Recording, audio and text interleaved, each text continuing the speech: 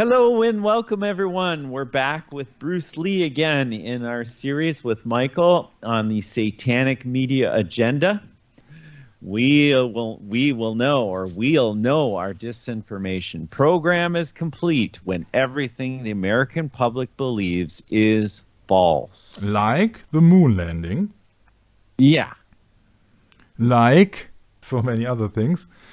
And now I found something. From the official biographer of the Bruce Lee estate, managed by Shannon Lee and Linda Lee, his daughter and his ex-wife. There is a book of letters of Bruce Lee. This is a letter of March 3rd, 1965, when he was still in the United States, when he was not a big star, and also even the Green Hornet has not been made yet. So this is posted from Hong Kong, where he was visiting, and sending the letter back to the United States. Linda, la la la la la, just only look at the signature here. Till then, my dearest wife, with love from China, James Bond. Maybe we should call the session China, James Bond, because that letter I found in that book. There you go. And he's talking about it in 1971. He says, we're gonna make it into like a new Chinese James Bond type of it. In 1971. In 1971.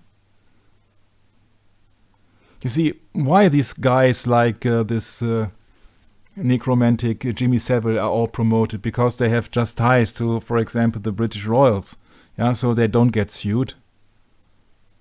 Bruce Lee is here talking about Chinese James Bond. He's writing about China James Bond to his wife. So he wants to be like a James Bond character in his movies. And that's why people are just claiming that, oh yeah, Sharon Tate, I just want to know what Sharon Tate is. Sharon Tate is, of course, an U.S. Army asset. On the fruits, you will know them. Mm-hmm. Yeah, riding American rocket with U.S. Army out of it. Yeah, you see that she's been possessed by the U.S. Army. At least her father is it. Yeah, Paul Tate used the press to promote Sharon from early on as well. She appeared on the cover of Stars and Stripes magazine in the early 60s, astride a U.S. Army missile. Do you imagine her father didn't know anything about it? When she went on a military school? Stars and Stripes is the military-owned magazine and operates from inside the Pentagon. And you see that, in my humble opinion, there's no doubt that Sharon Tate is Patty Tate, and it's just a complete mock-up.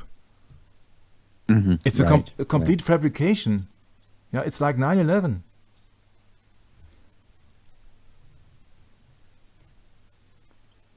And why is it? Yeah, because today I found not that important video, but I found an important picture here. You see, this is the early 60s, a time when America was still racially and culturally divided. You see all the problems with the black people, Martin Luther King, Malcolm X. And the Asians also, they were just against the Vietnam War because they were seen as the enemy in terms of real die-hard American population. Yeah. And that's, I think, what makes Bruce Lee so successful, because in his second movie, Fist of Fury, it's about against the Japanese school and Japanese suppression of China. He's just smashing a sign called "No Dogs and Chinese Allowed." So he was presenting the first Asian superstar, and more prolific and precise, more specific, the first Chinese superhero who could take on everybody else because of his supreme martial arts. That's the real deal with it. He was presented by the Agenda for that time when the war in Vietnam was on a decline, And then the first Asian megastar could arrive. And the people needed a figure to identify with. They needed a so-called role model. Yeah, and then all the communities in the United States and communities in foreign lands and in China and Hong Kong and all the stuff, all of a sudden, bang, they had their role model. That was Bruce Lee. He made it because he was the first one. He was the role model. Yeah, and even the interviewer in 1971, he says, yeah, on the part of the Nixon administration toward China has helped your chances. Yeah, so it is a political thing if somebody, for example, the Bruce Lee movies weren't distributed in America, in the United States of America, if I remember correctly, until 1973. Because USA was not ready for an American, or USA was not ready for an Asian superstar. It's all an agenda. It has to fit the politics. You can be the best, but if it does not fit the agenda, you're out. You're not in. And I think that's what made him famous in the first movies, when he's against foreigners. Yeah, and the second movie is against Japanese. The third movie is against Americans with Chuck Norris and Robert Wall, for example, and Chinese Hong In-sik. If he was and Japanese like Hong In-sik, I don't know if he is Korean but at least he's not Chinese. Yeah, and in the last movie he finished, Enter the Dragon, it was a Chinese actor, and that's not what the public has praised, and that was that they were not appreciating Enter the Dragon that much, at least not in Hong Kong. Yeah, because he was too commercial with that. It was not traditional. It was too commercial for the Chinese audience, I think. It was beyond their expectations in Enter the Dragon. Enter the Dragon was fine in Europe, was fine in America and all the stuff, but not in Hong Kong. It was too American, with the production of Warner Brothers, of course, also. Yeah, so the interviewer said the opening of China, that will bring all the success and all the stuff. Yeah, that's all in a big agenda. And there are people that you never have heard of. For example, Miles Copeland's Spies, their sons, the son of them, Stuart Copeland, as the drummer, he has managed to create the Police. Because his father was police. Yeah, it's all rituals, and it's all these secret societies are serving the Secret Service. Secret Service is just serving the agenda or the Roman Catholic Church or the Jesuits. And that's why I thought it would be a great idea to go into this, because if it suits the case of the killing of John F. Kennedy as a Freemason ritual being seen as part of a James Bond movie where they're just been boasting with it in a certain kind of way, why not look for other things? Because maybe the Secret Service, in the case of Ian Fleming's James Bond movies, they serve this purpose as well. I have to remind you of our sessions. I can only do a short cut here with the James Bond character From Russia with Love being officially the last movie that John F. Kennedy saw before his death in Dallas. From Russia with Love is also that character of the Patsy Lee Harvey Oswald. So that was our session behind the curtain, John F. Kennedy 007. Yeah, because the JFK ritual was more or less being a cover for the Masonic symbolism of killing the king Hiram Abiff on the 22nd of the month 11, which is 33, 3 days before the third birthday on JFK Jr. on the 33 parallel with 3 shots and 3 lanes with triple underpass. But of course, keep calm, it's just a coincidence. It is just a coincidence. Yeah, everything happens in a certain order of the agenda, but it's of course just a coincidence.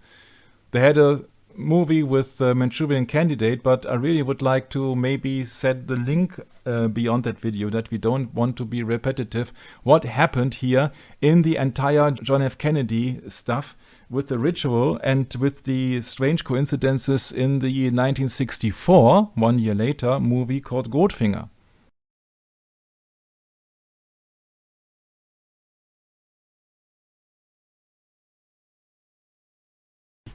Hello, everyone. We're back on a Roman Sunday. Hey, Michael, it's Roman Sunday, October 16, 2022. I'm sorry if I offend anyone, but, after studying the Bible outside the realms of a ritualistic church, I've come to discover that, Jesus taught the Saturday Sabbath, Michael.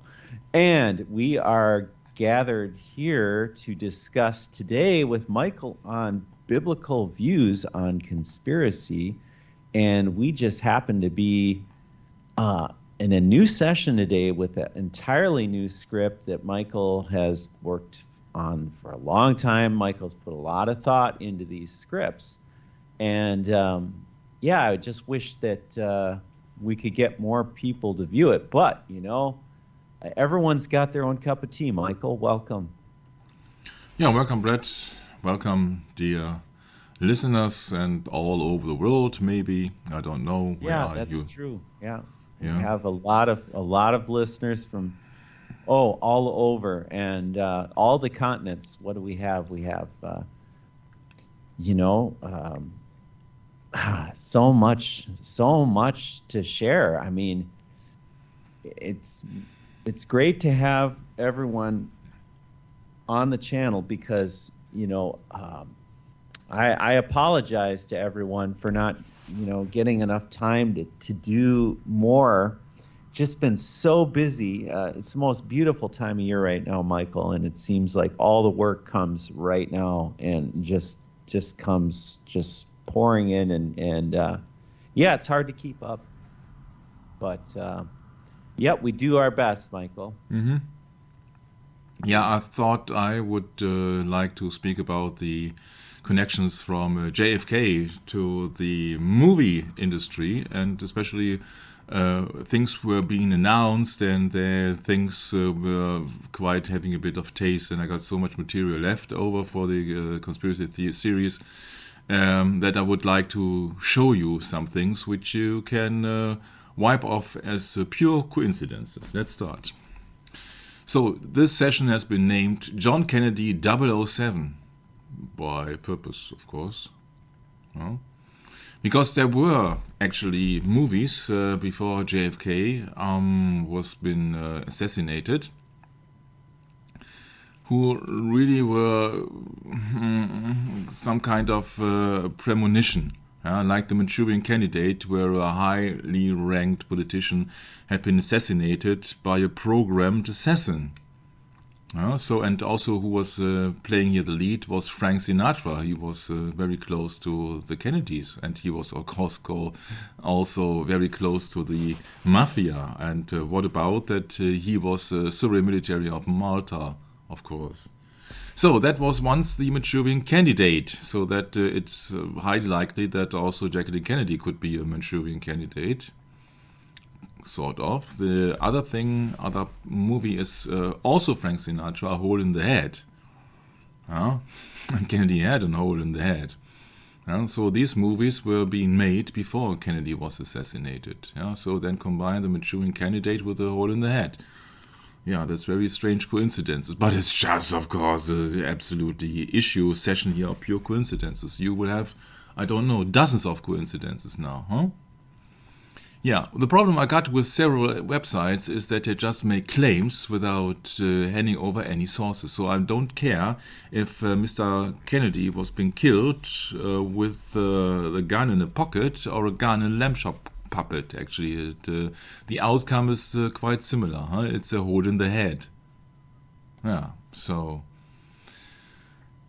people are claiming that Kellerman also turned around. That's quite sure. Yeah, and you see him turning around about Zapruder frame 275, if I remember correctly. And he shot then the president in the throat. I have a hard time with that because, you don't see anything when the limousine about frame 220 is being hidden after the Stemmons freeway sign. And I don't want to extend that session here to 3 hours, so I don't show you that frame, but you know that the car was being hidden behind a traffic sign for quite some time, and there you don't see that any action in the car, and it turned out then when the car passes that sign that Kennedy was having his hand on the throat. So it might be that Kellerman turned around and shot Kennedy, or somebody else did. Actually also Connolly could have done that. But you can't prove, because that's just not what we are about to allowed to be seen. So that's just speculation. I don't like speculations. I like to see some connections so that you can make up your own mind. Also, I would like to go in the future to combine a little bit more with the Bible. I'm trying to apologize myself for going so deep into worldly things, but I think that in the case of Kennedy, we will make an exception. Yeah, so we know that Gene Hill stated there was a little dog in the scene right beside him, but also I know that Gene Hill was close to the Dallas Police Department, so what do I know is if she is a reliable witness or not? Yeah, maybe she's a controlled opposition. I don't know. Can't tell you. What I can tell you is there is gun smoke and there is a trace above Kennedy's head, so it's quite obvious that the shot came from the lower part of the limousine, and the limousine is also the number one item. Yeah. If you would have the limousine, you would really construct or reconstruct the complete assassination, and you could reveal everything, I think, in 48 hours with all the blood samples and proofs, fingerprints and or not fingerprints and artifacts in that.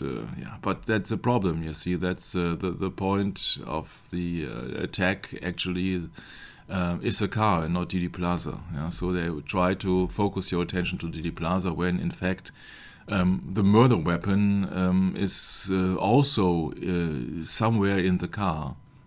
So it's very interesting when they have then realized that it's a Pink Panther movies, which also made a resemblance about the killing of Kennedy. You don't believe me? You don't have to believe me, because there's a website here, reformation.org, which is very humorously talking about that incidents. So that's pure speculation here, that Clint Hill fired anything, and I don't participate in that speculation here. Yeah, but what I really promote is that Jacqueline Kennedy was absolutely in it. Yeah, she did not reveal which direction the shot came from, and therefore she said that she does not care who murdered her husband because he won't be alive anymore. So the other thing is here that Jackie's Killer Queen is promoting that it had been made with a handgun, and it was been hidden in her famous bag, or so Gucci bag. Yeah, so that's another speculation. What I would agree on is that she had to hide that gun, and that she was in it because that's the trace of the bullet. Yeah, so who else was so close to Mr. Kennedy when he was shot than his own wife? And that's unthinkable for many people. Yeah. But you will come across more unthinkable things in the future. Yeah. So I would like to state that I don't care how he had been killed. I know that he had been killed for religious purposes, and that we had made quite sure, I think, the last time. It might be that they were containing phosphorus, so to give the more dramatic effect of his brains being blown out. Yeah, so they might have used some chemicals. And here you see the close ties from Mrs. Jacqueline Kennedy, or Jacqueline Bouvier, to the Vatican. All people are applauding, and giving her a big applause. And so I think that, that was quite some time before the assassination. But Roman Catholic, huh? Or shall I say Jesuit? So we have to skip. I just want to point out the similarities between JFK and James Bond. Yeah. Well, there are no coincidences. When here Walter Cronkite is doing some things with his glasses to look very emotional. Yeah, you see that can also be a distraction here, because he's also in touch with the Freemasons, so to speak. Huh? Yeah, and what about his glasses? Well, we will find out that quite later. Yeah. So I have to make an excerpt here, because it's much more easy soon to go into the website itself. Yeah, so some claims are here are really something, yeah, but otherwise we will go into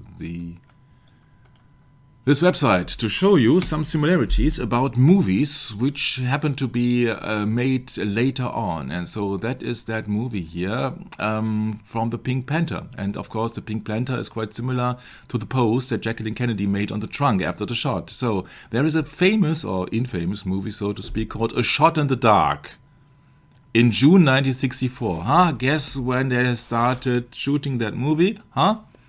Quite close to the assassination of Kennedy, huh? So it was with Peter Sellers, and yeah, some people say that there are resemblances to the assassination of Kennedy. Well, let's see. She changed her hairstyle, we know that, yeah, but that's not part of that movie. That movie has strange resemblance of characters here, like Herbert Lom looks a bit like J. Edgar Hoover. Yeah, and let's look it here. Let's look it up. Where is it? And there are also some strange references to Paris. Yeah, because when they have escaped, yeah, the story is absolutely not important on that. Yeah, so it's about a murder, of course, and the murderer is most likely the woman. Yeah, but the inspector is protecting the woman and says, "Oh no, and that she has nothing to do with it." And afterwards, they are driving through the tunnel. They're driving through the same armored tunnel where Princess Diana had been assassinated. Yes, it was no accident. I've seen videos, and it is much more believable that it was a planned action. And when you know so many details about the killing of Diana, it was most likely a ritual killing, especially when you know what kind of a tunnel that is. And wasn't that also another very famous victim which were being killed inside a car? Yeah, so there's a similarity between John F. Kennedy and Princess Diana. And also from Jacqueline Kennedy to Paris, where not only Prince Diana was assassinated, but where a part of that movie, A Shot in the Dark, yeah, so unseen shot, it's like a magic bullet, yeah, is playing actually. So a very strange movie also. The then wife of Peter Sellers was Britt Eklund, which suppose has some ties to the British intelligence service, and some people claim that she wanted to get rid of Peter Sellers. I don't know what to make out of it, but yeah, you can look it up for yourself. You got the link here. Yeah. So that was just a shot in the dark, but that's not all. That's by far not all. Yeah, shot in the dark. It's very strange because, as also the Pink Panther, where the famous comic character that Pink Panther is just doing his comical stuff with the inspector. You got here in the Shot in the Dark, 1964. You got here a strange bullet which is lying about the other bullets and say, "Ha, you can't do the things that I can." Yeah, so for me it's actually a reference to the so-called magic bullet, which officially has wounded both Kennedy and Connolly, and that's really laughable. Yeah, there was no magic bullet before or after. Yeah, so the movie was shot in London. Yeah, and that's what I wanted to show you. Yeah, and that screenplay on that movie, Shot in the Dark, was coming from a Jesuit named William Peter Blatty. Blatty is most known for his book The Exorcist, about two Jesuit priests trying to cast the devil out of a young girl. We have spoken about that years ago in our Peter Gabriel script of the Satanic Music Agenda Exposed. Brett, can you think about why they have put on that head in reverse on that picture? Oh.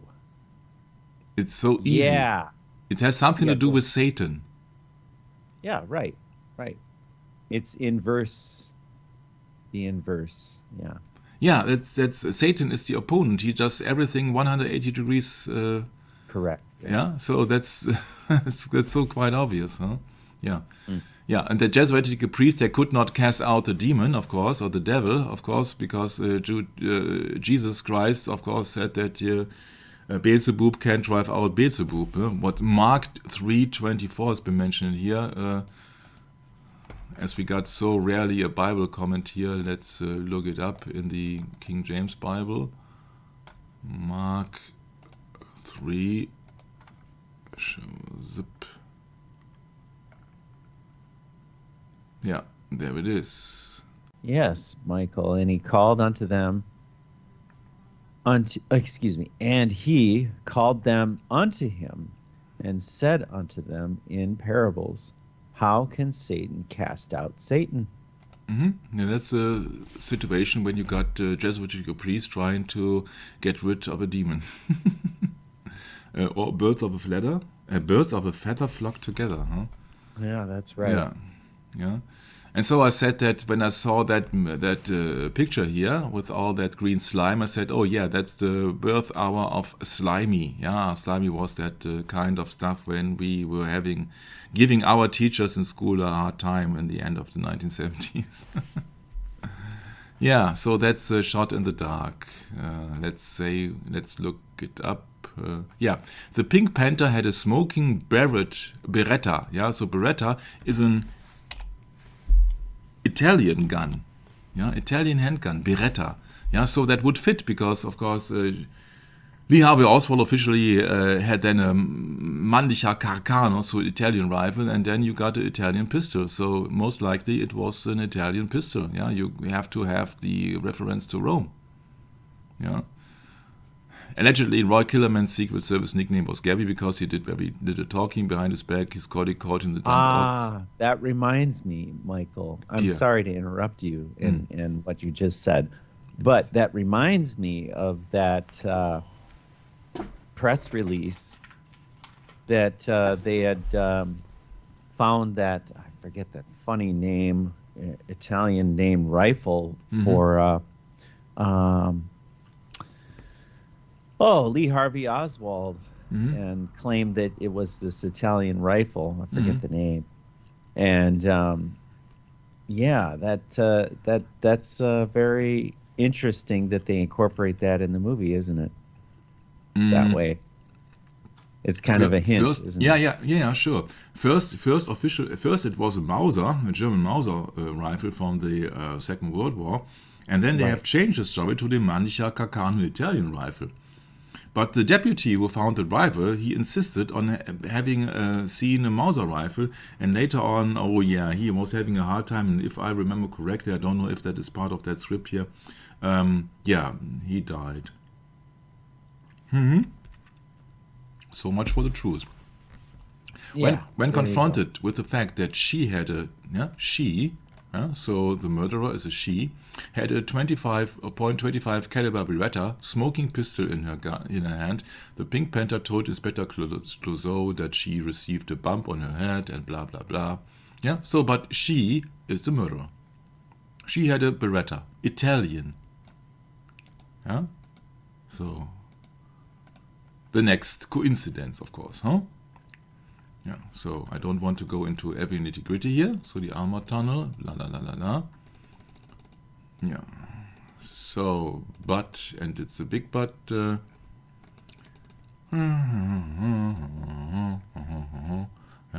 You have to see all the coincidences afterwards. We will especially focus on the James Bond movies. Why? Yeah, because you see the Secret Service was involved in the killing of President Kennedy, wasn't it, huh?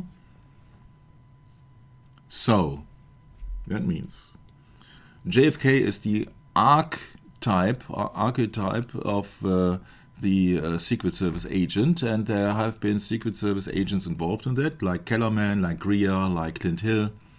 Yeah, so now we go into the James Bond movies.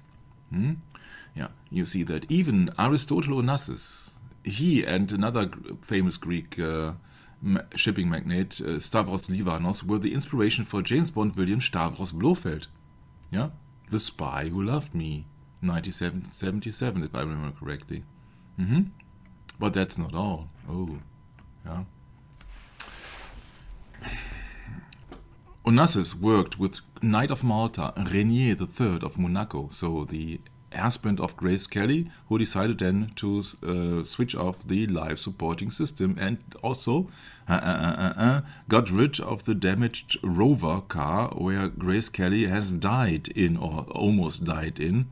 Actually, she died when they were shutting off officially the life supporting system. Yeah. There's a eye missing. So I don't want to go into all the things, but it's extremely strange. From now on, you only will see some coincidences. So this is a session of coincidences. In the 1971 James Bond movie, Diamonds Are Forever, it's the last Sean Connery movie, he's mocking a kind of a moon landing there, made in the film studio, apparently. Yeah? It is very strange when I came across that comment that Ken Adams was the production designer on this film who created the scene. Interesting, he was also Stanley Kubrick's production designer. Aha. Oh. Okay. Yeah, but it gets worse. Yeah, it gets worse. Yeah, so when this guy Aristotle Onassis was being used, or his surname was being used as a villain in James Bond character, he was being seen or depicted as a bad guy, of course, huh? And he's a sovereign military Knight of Malta. In the 1981 movie, James Bond, For Your Eyes Only, also, they had a villain called Aristotle Christatos. Huh? You want to have more coincidences, okay? Or you want to have more coincidences. Yeah, you get more coincidences. JFK Jr. died in a plane crash on his way to Island Martha's Vineyard on the day of the release Eyes Wide Shut. Yeah, Jacqueline Kennedy, Jesuit trained. By the way, Eyes Wide Shut was Stanley Kubrick movie there, huh? Yeah. That's right, the last one that he put on. And he made that movie in Rothschild's mansion, a castle somewhere.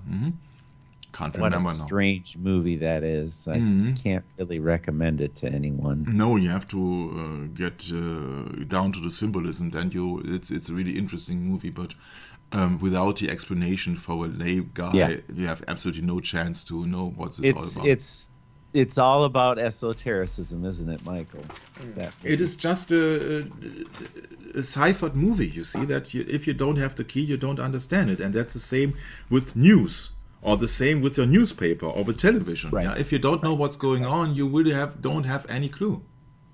You will say it's like the whole thing with Romanism, Michael. It's just so big and so monstrously difficult to learn why it is important to know the enemy. You have to know your enemy. You have to know what his strategy is, and you're not going to learn that strategy unless you really study the enemy and you know how these things work.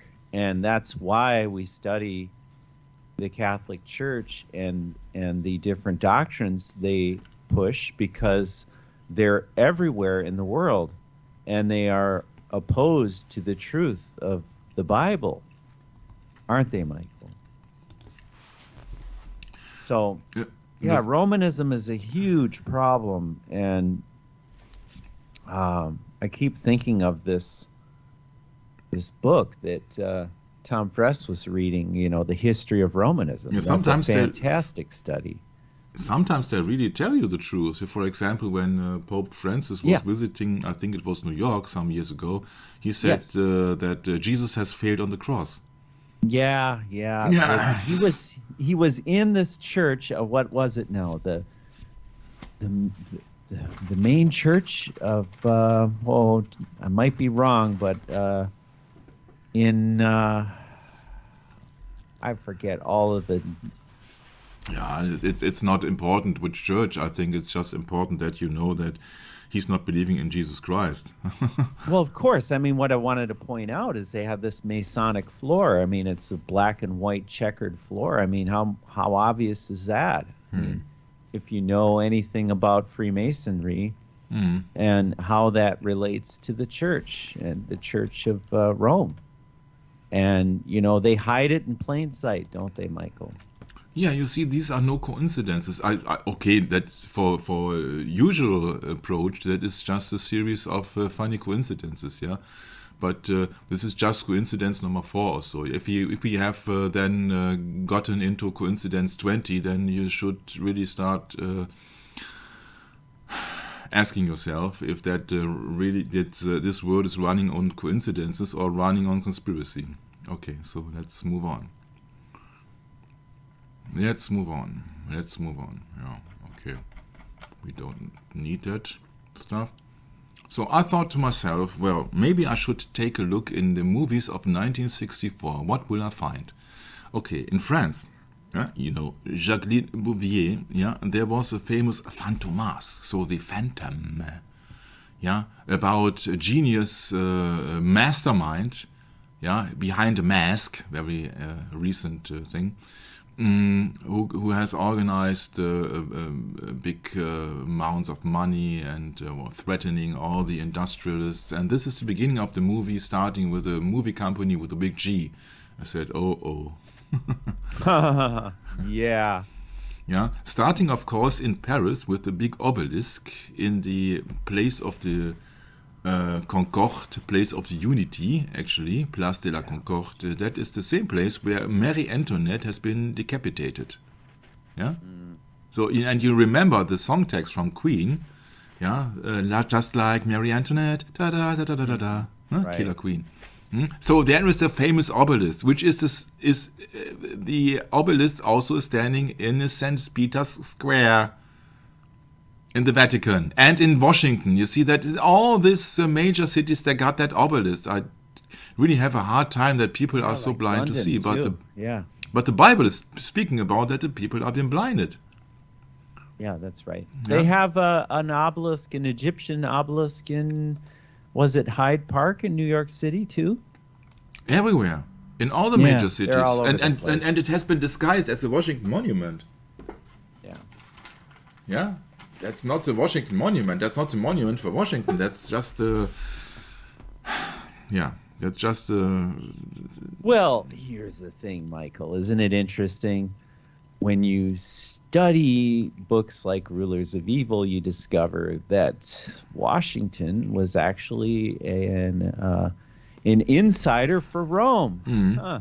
No surprise. And that Washington had connections and was more or less Jesuitically trained. So, yeah, you know, most politicians are if they're successful, aren't they? They cater to Jesuits. the problem really is that people don't see the obvious things, and they will be bombarded with luxury and bombarded with money, and they don't see the obvious Oh, things. yeah, they get paid off. Yeah, right.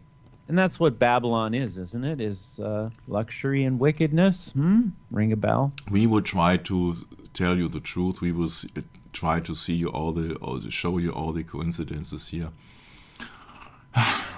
You see, this takes so much time to look all the movies and to see all the things. And if I see that things, then I think that they are no coincidences. They are just lying just in your face. Yeah, because people are paying their money, to see all that. It's BS. It's entertainment. Yeah, it keeps you away from the truth. Yeah, it's just spending time. Yeah, and Michael, it's sensationalism.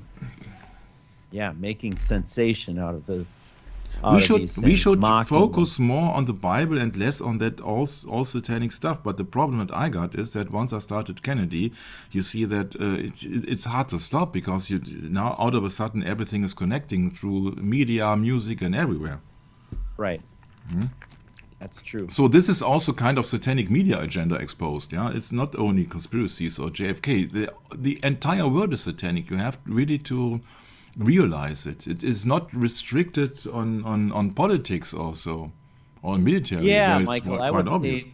I would say these sessions are more for people of our age and up, because when you're younger, it's hard to admit these things, and it's hard to even consider them, because, youth is just, you want to enjoy your life. You don't want to look at the negative, really disturbing facts of life.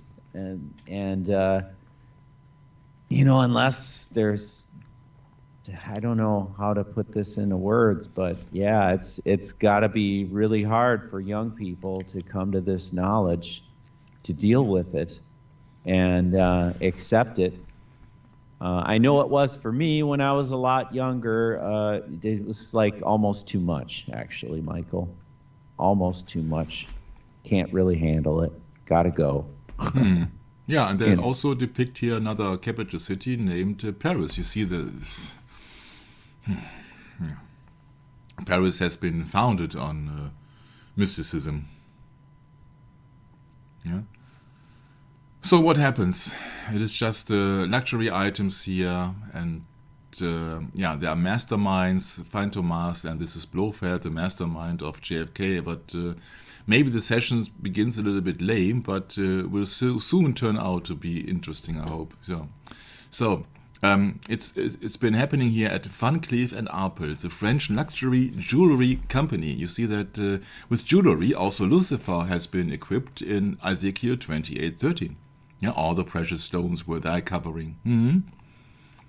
Yeah, and also there's a reference from Van Cleef & Arpels in Paris. Yeah, you only can guess how important and exquisite that is.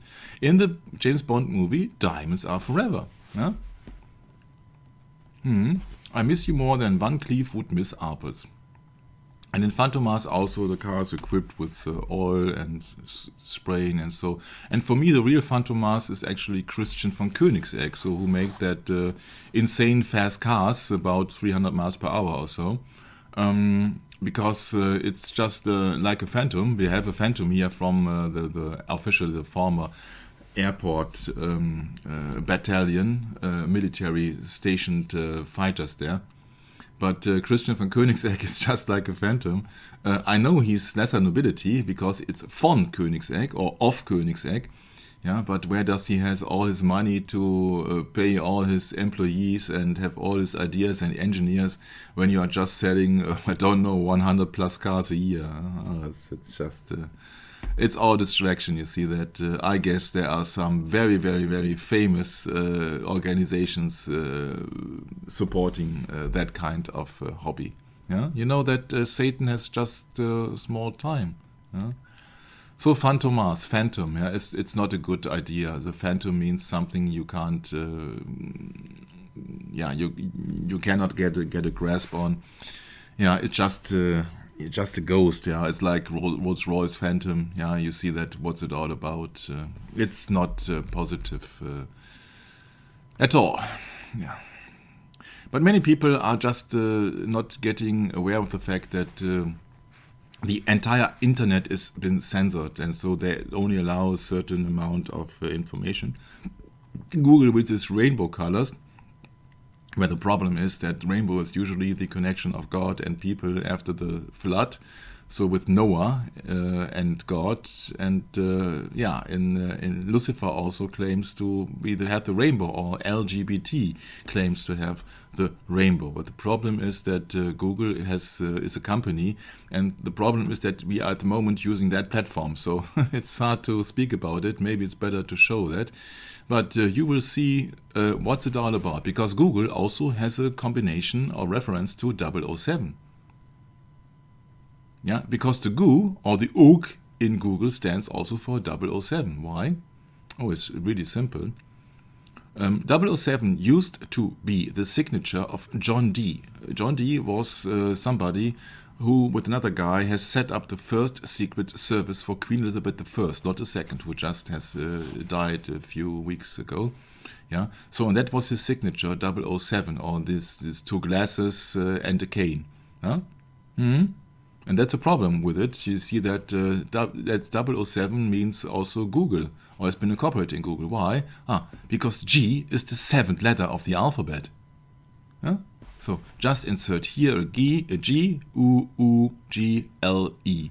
Yeah? So then you have a Google. So Google has something to do with the Secret Service. Yeah, and that is also a symbol of two balls and a cane. Two-ball cane. And Google even admits that they are spying on you. Not officially, but with symbolism. Yeah. So much for two-ball cane. Yeah, because 007 also means two-ball cane. Two-ball cane is, not by coincidence, a password in Freemasonry. Aha. And do you remember when it was Mr. Pinkerton, who came from Scotland, I think it was, offering his services to high-paid or to highly important politicians to protect and for Secret Service? He made that hidden hand gesture on the famous picture with Abraham Lincoln, and he had that one-eye symbolism for his agency. Yeah? So there are Freemasons who are coming down to the Secret Service. So no wonder that they are using 007 or that they are using two-ball cane for their most famous member or fictitious member, James Bond. And that's no coincidence maybe either that Walter Cronkite, when he was trying to fiddle around with his glasses, maybe also made a reference to the Secret Service. Huh?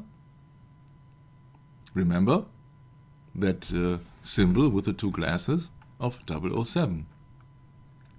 Might be, can't prove it, might be. Tubal Cain is the father of Smithcraft in the Freemason. Yeah, Tubal Cain has also been mentioned in the Bible. A person mentioned in the Bible. The first blacksmith in Genesis 4:22. A descendant of Cain. Yeah, and then yeah, a descendant of Cain. Yeah, Tubal Cain. There you got your Cain. Yeah. So when Freemason has made Tubal Cain a, so to speak, password, then he might be important. Yeah. I don't want to go deeply into that because otherwise we will never finish with any sessions. Yeah, because everything is connected, of course.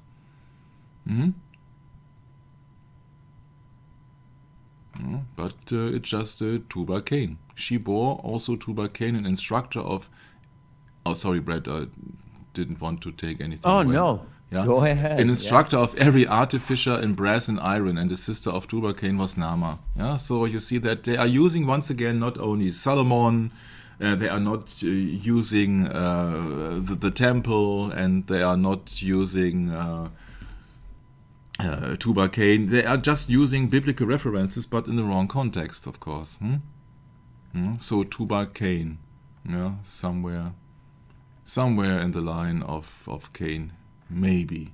Yeah. So Google is spying on you. Of course, that's the purpose of the internet. The purpose of the internet is coming from the Department of Defense. Yeah. So Satan twists everything around. So what's the opposite of defense? So the Department of Attack, and who they are attacking are the civilians. Huh? Yeah. Oh yeah. That's really yeah. The forerunner of the internet was the ARPANET, Advanced Research Projects Agency Network. That's the main important thing. Agency network. Yeah, so it was not just a private test. Oh yeah, let's have a network of chatting nice people. No, it was just meant to be serving the United States Air Force, and was being set up by Massachusetts Institute of Technology for the U.S. Defense Ministry. Sorry, I have not translated that, yeah, but that it was a military subject, the internet, yeah, and the first server was at CERN, yeah, in Switzerland, yeah, where they want to look for the God's particle, and CERN is the abbreviation of Cernunnos, yeah, that's the horned god.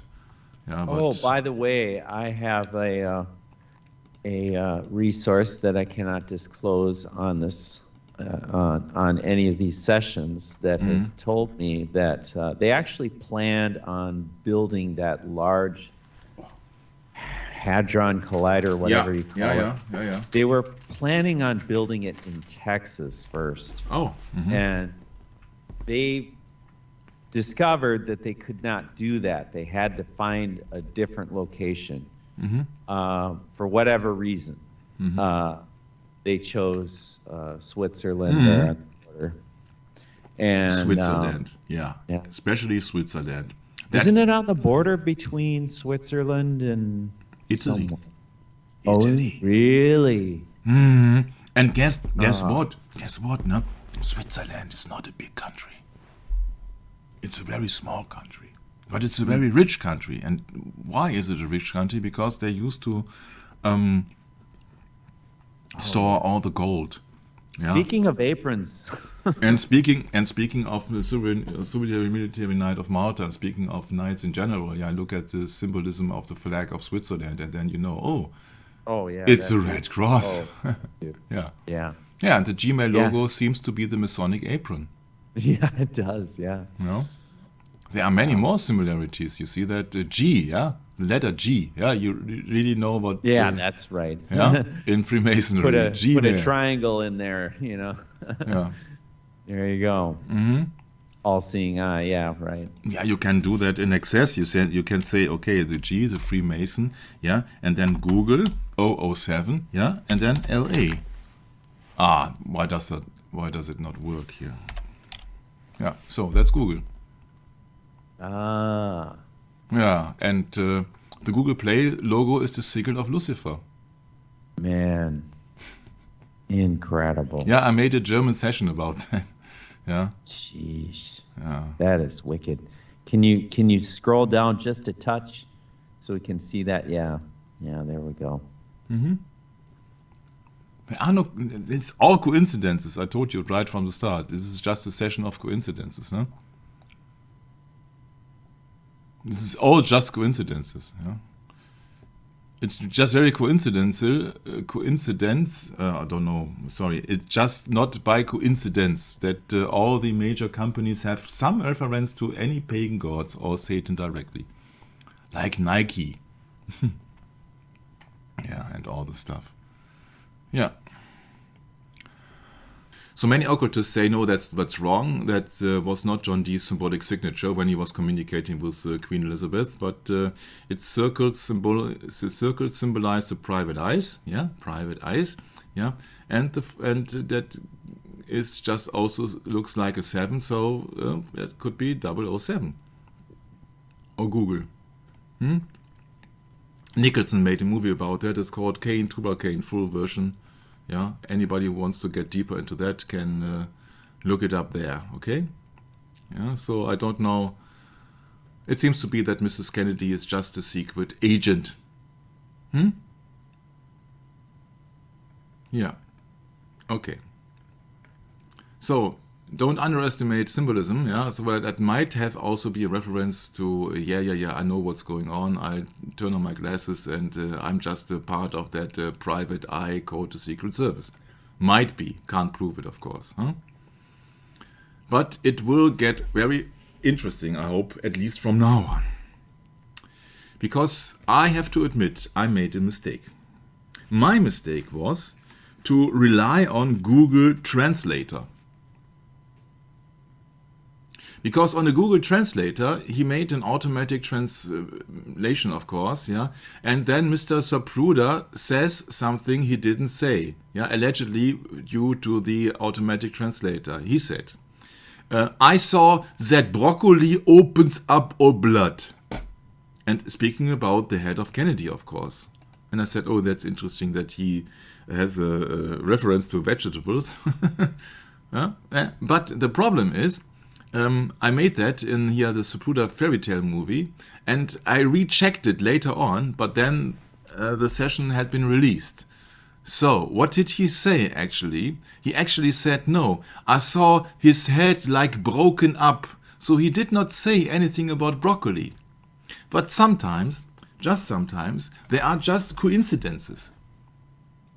And I thought to myself, broccoli, there was something to it. Yeah, he never said broccoli. He said that it was just like his head was broken up and all blood, and I kept shooting. Yeah, also he meant with his camera, of course. Yeah, if it was him, so you have to doubt everything. Yeah, but that's what I said that here. Oh, that's very strange because broccoli is usually green and not orange. Yeah, which orange is the color of Freemasonry.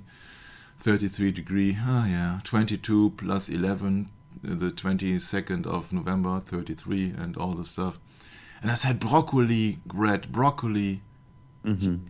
Yeah, you know broccoli. Oh yeah, of Yeah, course. yeah, that's broccoli.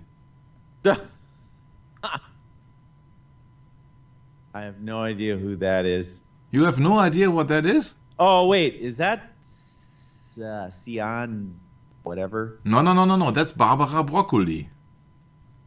I don't know. Barbara Broccoli is a commander of the British Empire. Who's also commander of the British Empire as a fictional character? James Bond. She's American film and stage producer, best well known internationally for her work on the James Bond film series.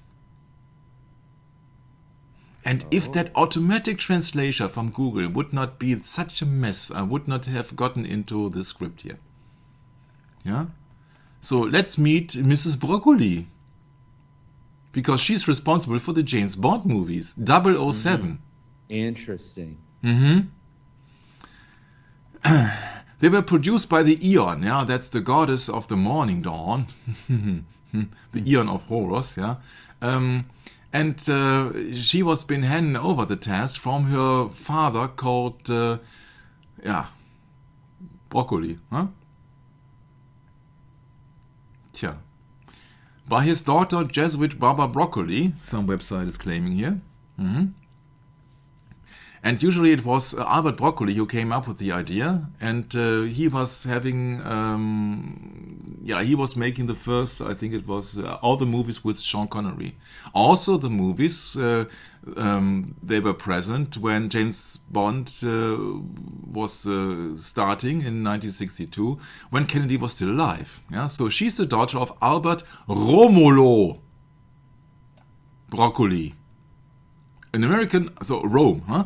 American film producer, filmed at Pinewood Studios. Pinewood Studios in England. Yeah, also been destroyed. I don't know what kind of ritual they made there, or if it was just been happening by accident. I don't know. Yeah, Broccoli is most notable as the producer of many of the James Bond films. He was born into an Italian-American family on Long Island. Oh, like Frank Sinatra, kind of, sort of. Then he was being made a lifelong friend with Howard Hughes.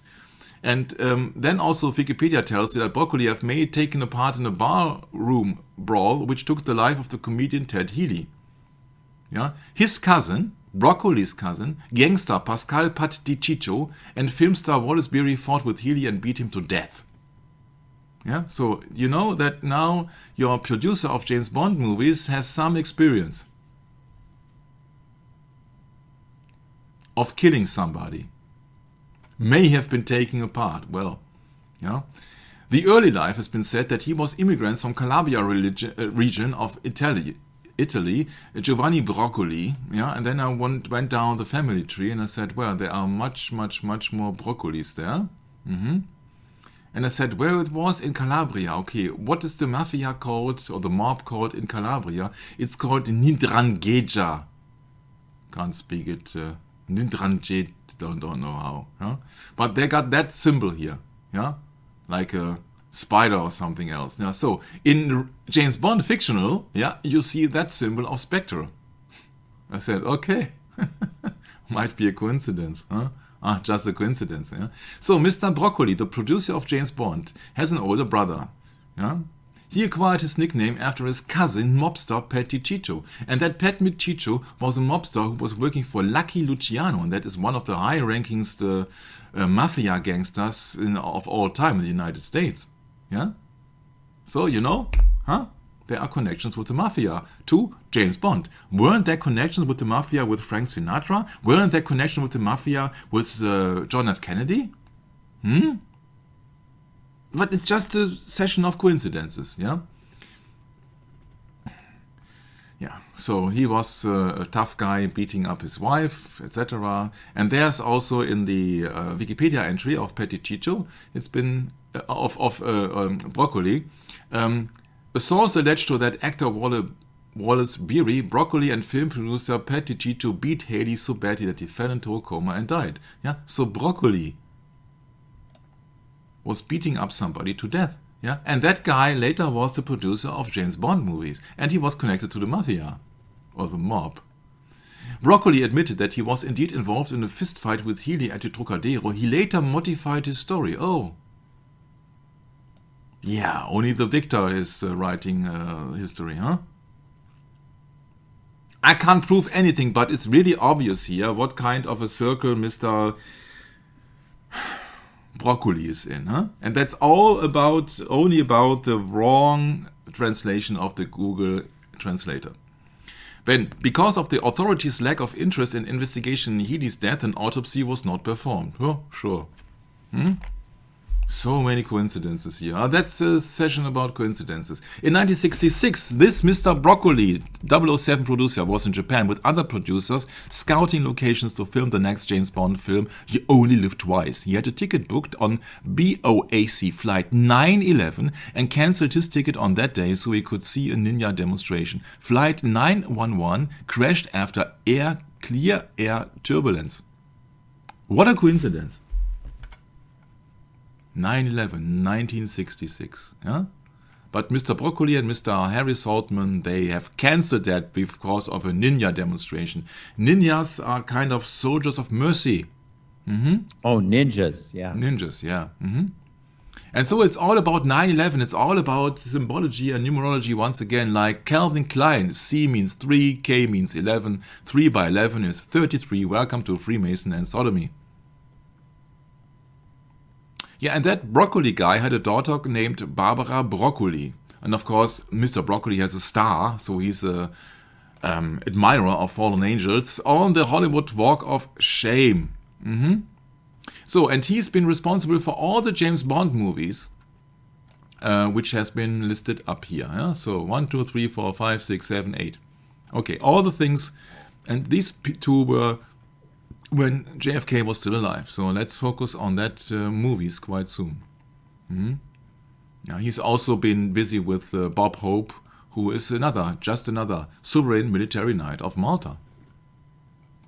Wow. Never knew that little snippet. And then I came across that strange German novel, which I was just presenting, which I think that nobody knows in the United States, except a few.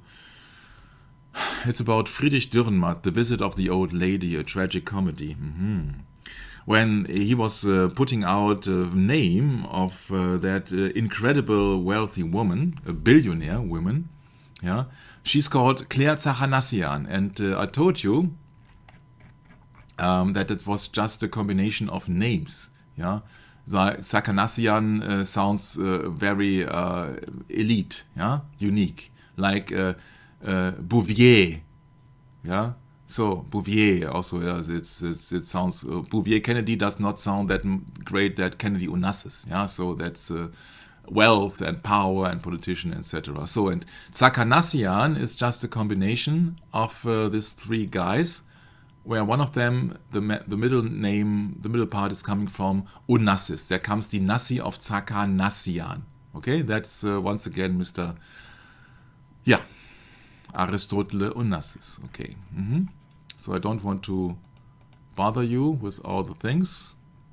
But I came across my German path and I said, oh, well, that's very strange because Dürrenmatt wrote another novel which called The Promise about the child molester or the child murderer actually. And he was being played by the German actor called Gerd Fröbe or Froebe. Yeah. It happened on broad daylight. Yeah, so that is the film, which is the movie connected to the novel The Promise. And there you see in the big Cadillac, you see here Gerd Fröbe, and this is the inspector. The inspector, in that movie, he traps the child molester, but in that novel, he gets crazy because he never finished the search for that child murderer. Okay, but that's just not that important. Mr. Fröbe played his role very well, so he was chosen, that's the official story, to play Ulrich Goldfinger in the Goldfinger movie 1964, which happened to be published after, of course, the event of the killing of Kennedy. So, 1964 is the key year after the assassination of Kennedy. For example, when I talked about the Lee Harvey Oswald case, I came across the fact that in 1964 the career of Clint Eastwood started to take off, yeah, thank you. A Fistful of Dollars, when he was just presenting here that kind of protection against bullets, yeah, that bulletproof vest or bulletproof shield here. And they said that, oh yeah, that might be also the case with the Fatal Shot, or it just was just a blank here in that movie. It was just maybe a theater weapon, yeah, so that's a movie weapon or so, huh? So that maybe just filled with a blank or so. Or just powder, or what else, yeah? So I think that it was just staged, yeah? That also could be some microphones or what else, just be staged, yeah? Yeah. And so that is very interesting. You think maybe up to now that I was just making fun of it and you were just wasting your time, but please don't stop and just listen for a few minutes. There is a relationship between John F. Kennedy and James Bond, or Ian Fleming, allegedly. Ian Fleming was a real Secret Service agent during the Second World War, like Christopher Lee and other people. He met President John Kennedy, and allegedly he has been a very humorous guy and said, oh yeah, that beards attract radioactivity, and to get rid of Castro, yeah, you have to do this and you have to do that, and you have to shave off his beard and he will soon fall from power, and all those bizarre things. But they have met, so that's the first thing. And on that occasion, some websites are claiming that the favorite books of John F. Kennedy was James Bond series by Ian Fleming. You don't know what's coming up. So, I think that all the movie industry is mocking us, making fun of us, fooling us. Diamonds Are Forever is coming from 1971. Remember, in Diamonds Are Forever, yeah, James Bond is sitting in a vehicle which looks like the moon or the NASA lunar rover. Yeah, that was happening quite a short time after the alleged moon landing, which of course never took place, because you know this is a stage here. Where can you see that it's just artificial? It's very easy, because there are no stars, yeah. And if you ask Neil Armstrong, he did not see any stars at all. And Neil Armstrong, when interviewed after the alleged moon landing, yeah, he was having a mood like in a funeral, yeah. So does not look happy. So that is the NASA lunar rover. In that James Bond movie, okay? Yeah, so, and that is the real Umbrella Man from the NASA lunar rover. Yeah, I think they're making fun of us, because that seems to be a puppet, because he never changed any position or his hand on that. I don't know what the purpose of that moon rover will be. Yeah, you see dust here. That's very, very strange. And I happen to not know where they have stuffed that big vehicle into their capsule. And also you would have to have batteries running and all the stuff. I think they are fooling us, and that for me looks like the real Umbrella Man. Huh? Yeah. So that is the Umbrella Man of JFK, and maybe that's also the Umbrella Man of JFK. This is also maybe the Umbrella Man of the moon landing. You know that I think that you think that you are being fooled by me. No, I mean it very seriously. The official guy who did that moon rover on the James Bond movies was Dean Jeffries. That was the same guy who was painting the 130 starting numbers or race numbers on James Dean's Porsche. Small, very small word. Yeah, very small word. Yeah, and you see that James Bond here is just making mockery of the moon landing, because that is, of course, he's running in a stage here. Yeah, that was happening quite after the moon landing. What shall convince me that now the movie coming out, being published after JFK assassination, did not had any clues to that JFK assassination, as well as Diamonds Are Forever had to the moon landing? That was my thought. So in contrast, we will look to the three first movies of James Bond, being 1964, Goldfinger, and the other stuff. Goldfinger, from the Elite Kino. Yeah, Kino in German means cinema. And Kino is a famous Jesuit also, the name of a famous Jesuit. Not many people know that. Yeah, and Kino or light play, the play of light, is actually Laterna Magica. Yeah, so that's also a Jesuit invention. Laterna Magica. And that's yeah. So Well, in you're that talking 90s, about the magic lantern. yeah, Laterna Magica, Magic Lantern, yeah, spot on. Yeah. So the principal photography took place from January to July 1964 in the United States, Switzerland. There you got your Switzerland once again, and the in United Kingdom, Switzerland, and the United States. So very close to the assassination. Yeah. And in Germany, we are not allowed to see the gold, the alleged gold of the Germans in Fort Knox. Yeah, because somebody who asked to was denied, and he died at the age of 35. I'm not joking. The name is Philipp Missfelder. Yeah, it's now an English session here, so I don't go into that. But it's not allowed for any German politician to get a close look to the gold, which is supposedly deposited in London, Paris, and in Fort Knox.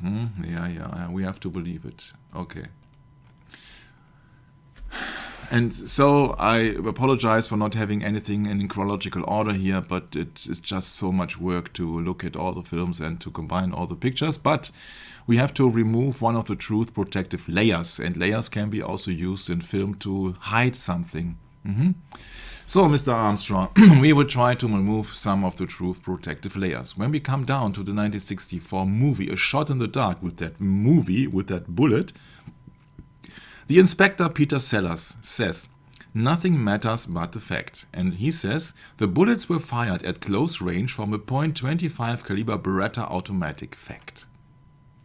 So, maybe they are fooling us, or they are trying to tell us something. We can't prove it. Yeah? But if it was coming from a Beretta, then maybe it was coming from a Beretta 950, because 9 plus 5 would be 14, which be the elements of Osiris, and it happened in the Temple of Osiris in Dealey Plaza. Yeah? Osiris was murdered and chopped into 14 pieces.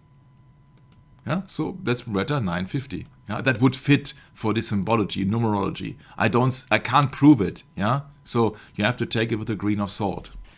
But it was intended to be a very simple and reliable pocket pistol. Production locations are Beretta, Italy, before 1968. So every Beretta before 1968 was coming out of Italy bred. But it gets worse. The Beretta 418, which sums up to 13, yeah, was marketed as the Panther from 1958. Remember, Pink Panther. Okay, but just a coincidence, of course. No?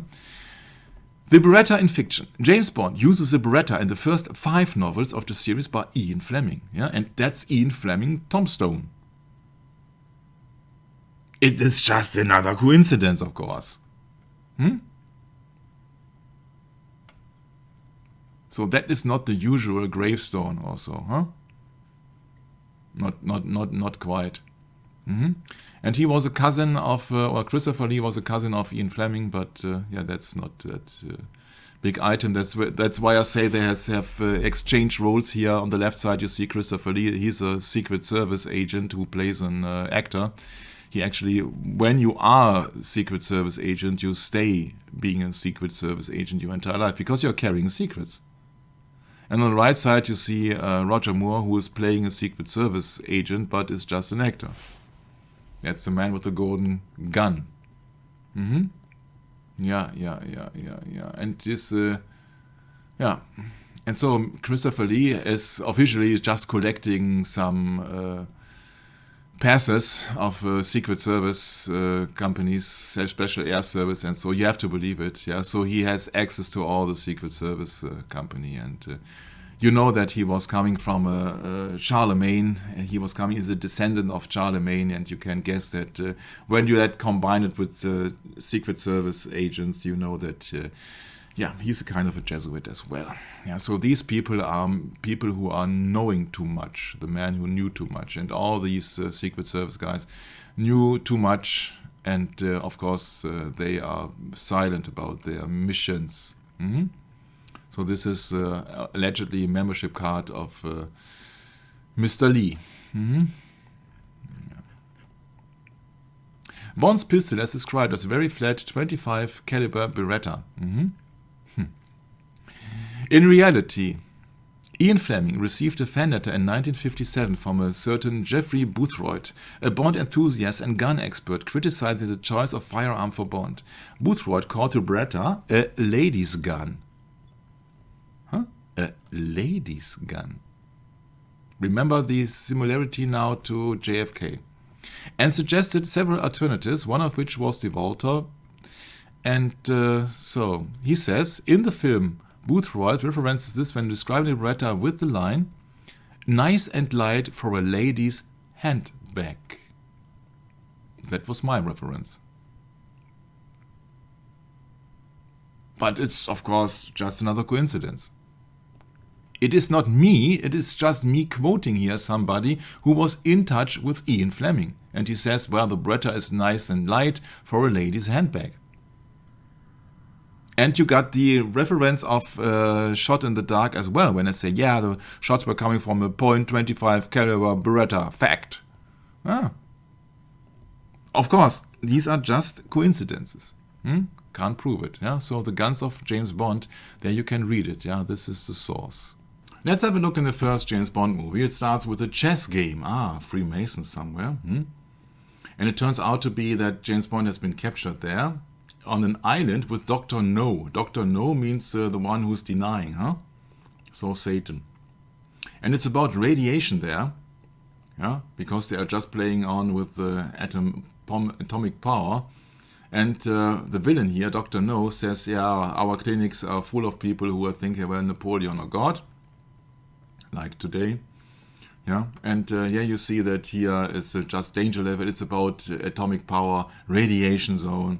Yeah, it's all about fear-mongering. Yeah, let's have a look at our series, Science is the New Religion, when it comes down to the atom. Yeah, the fear of man bringeth a snare. Yeah. Yeah, so reactor and all the stuff. Yeah, so the fear. Yeah, to control the people. Yeah. And so that was the first strike on James Bond, 1962. Okay.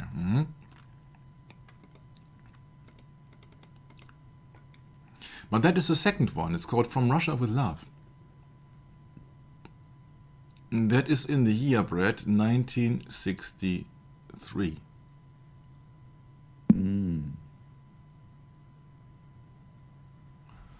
Who allegedly came from Russia?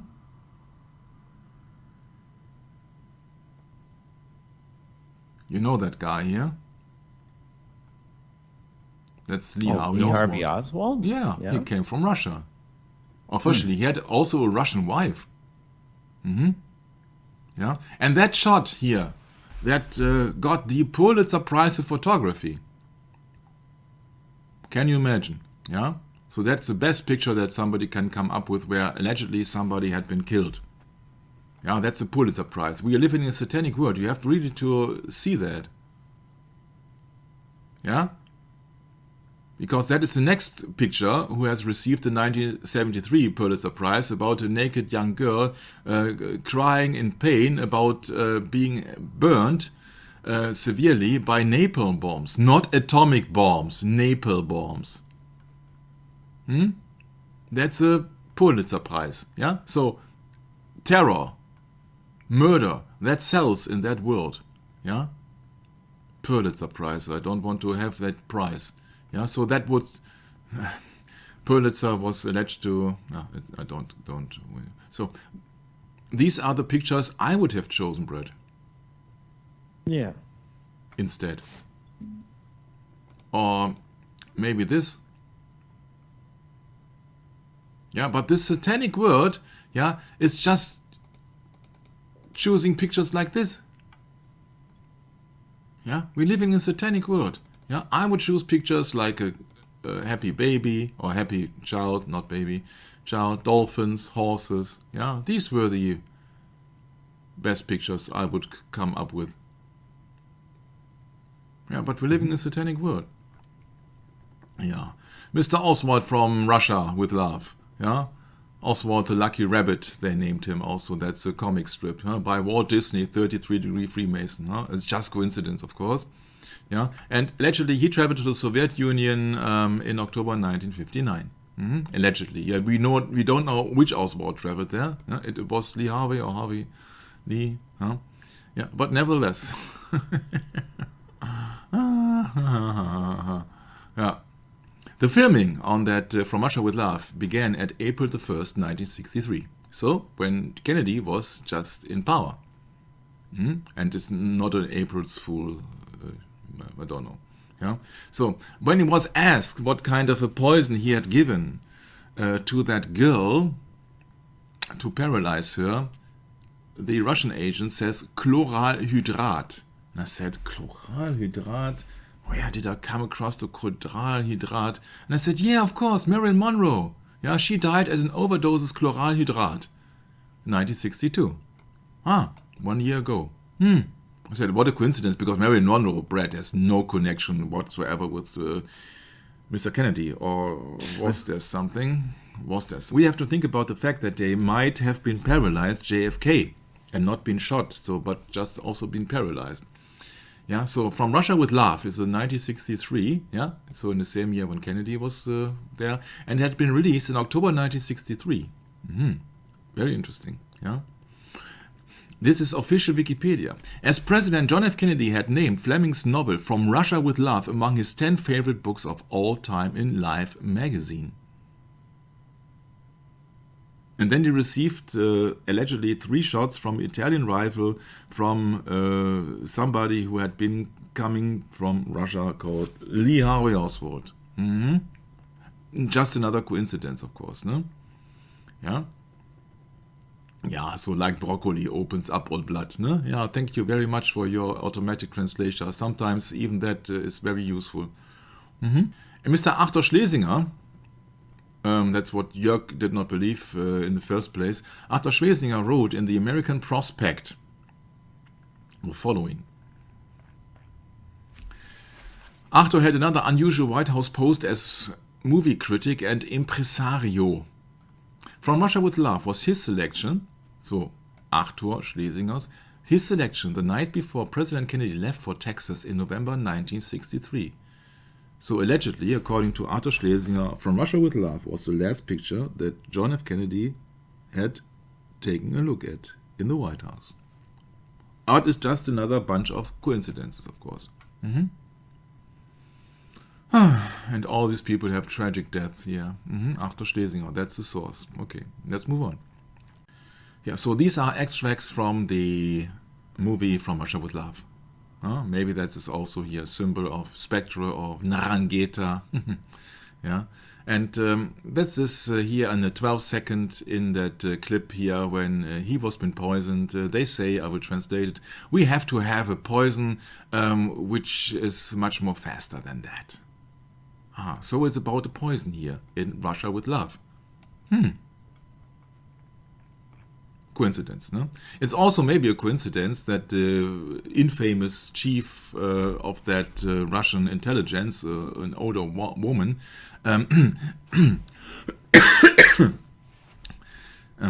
has just here a knife or something hidden here in her shoe. And that's where I think that that author of Jackie is Killer Queen came up maybe with the theory of Jackie's dart gun.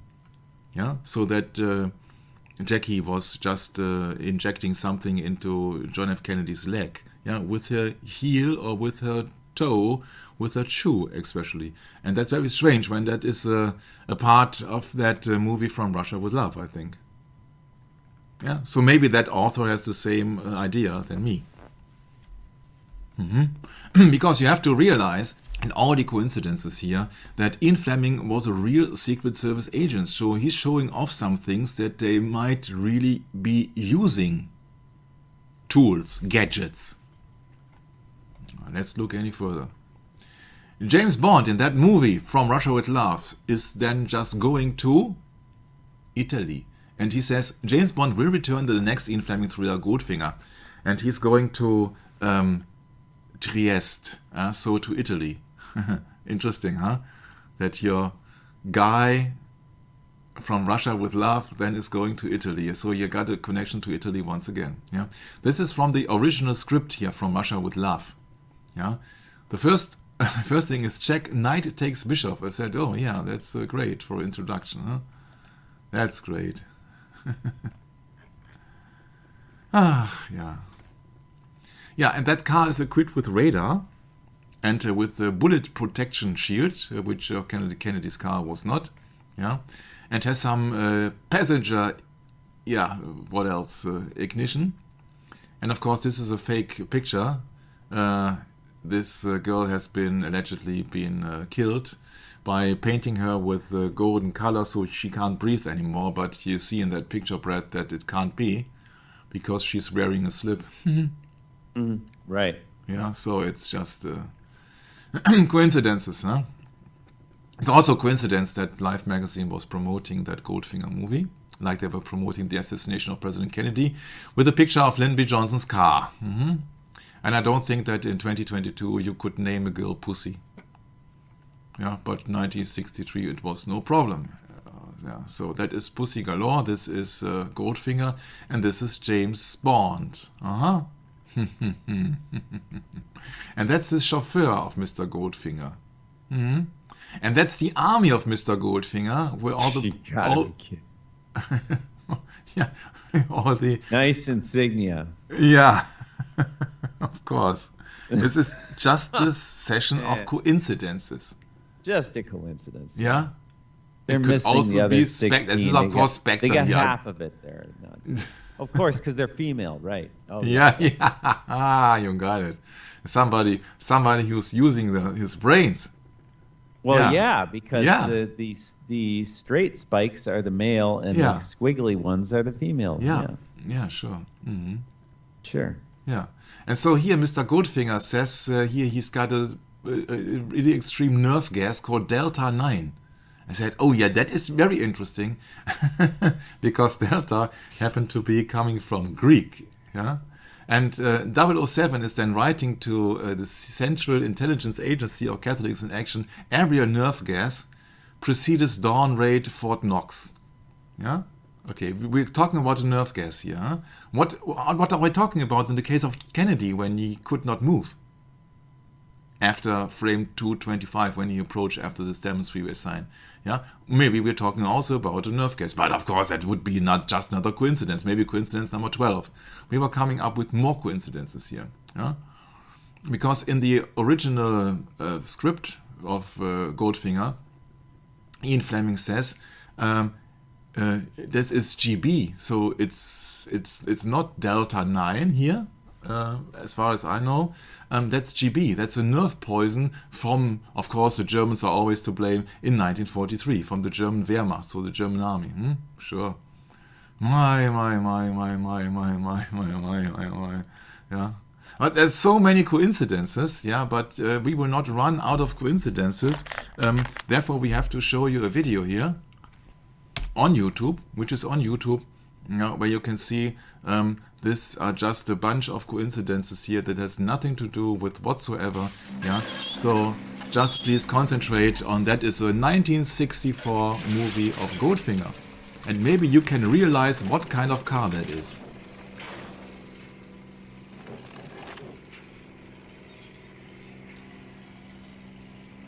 I give you a hint. Even in Texas, they drive that car.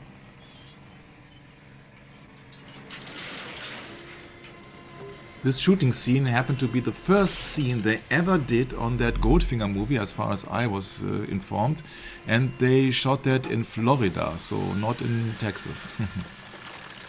Yeah, but that's they are just crushing here a special limousine. And by chance, of course, this is the Lincoln Continental crushed Goldfinger scene.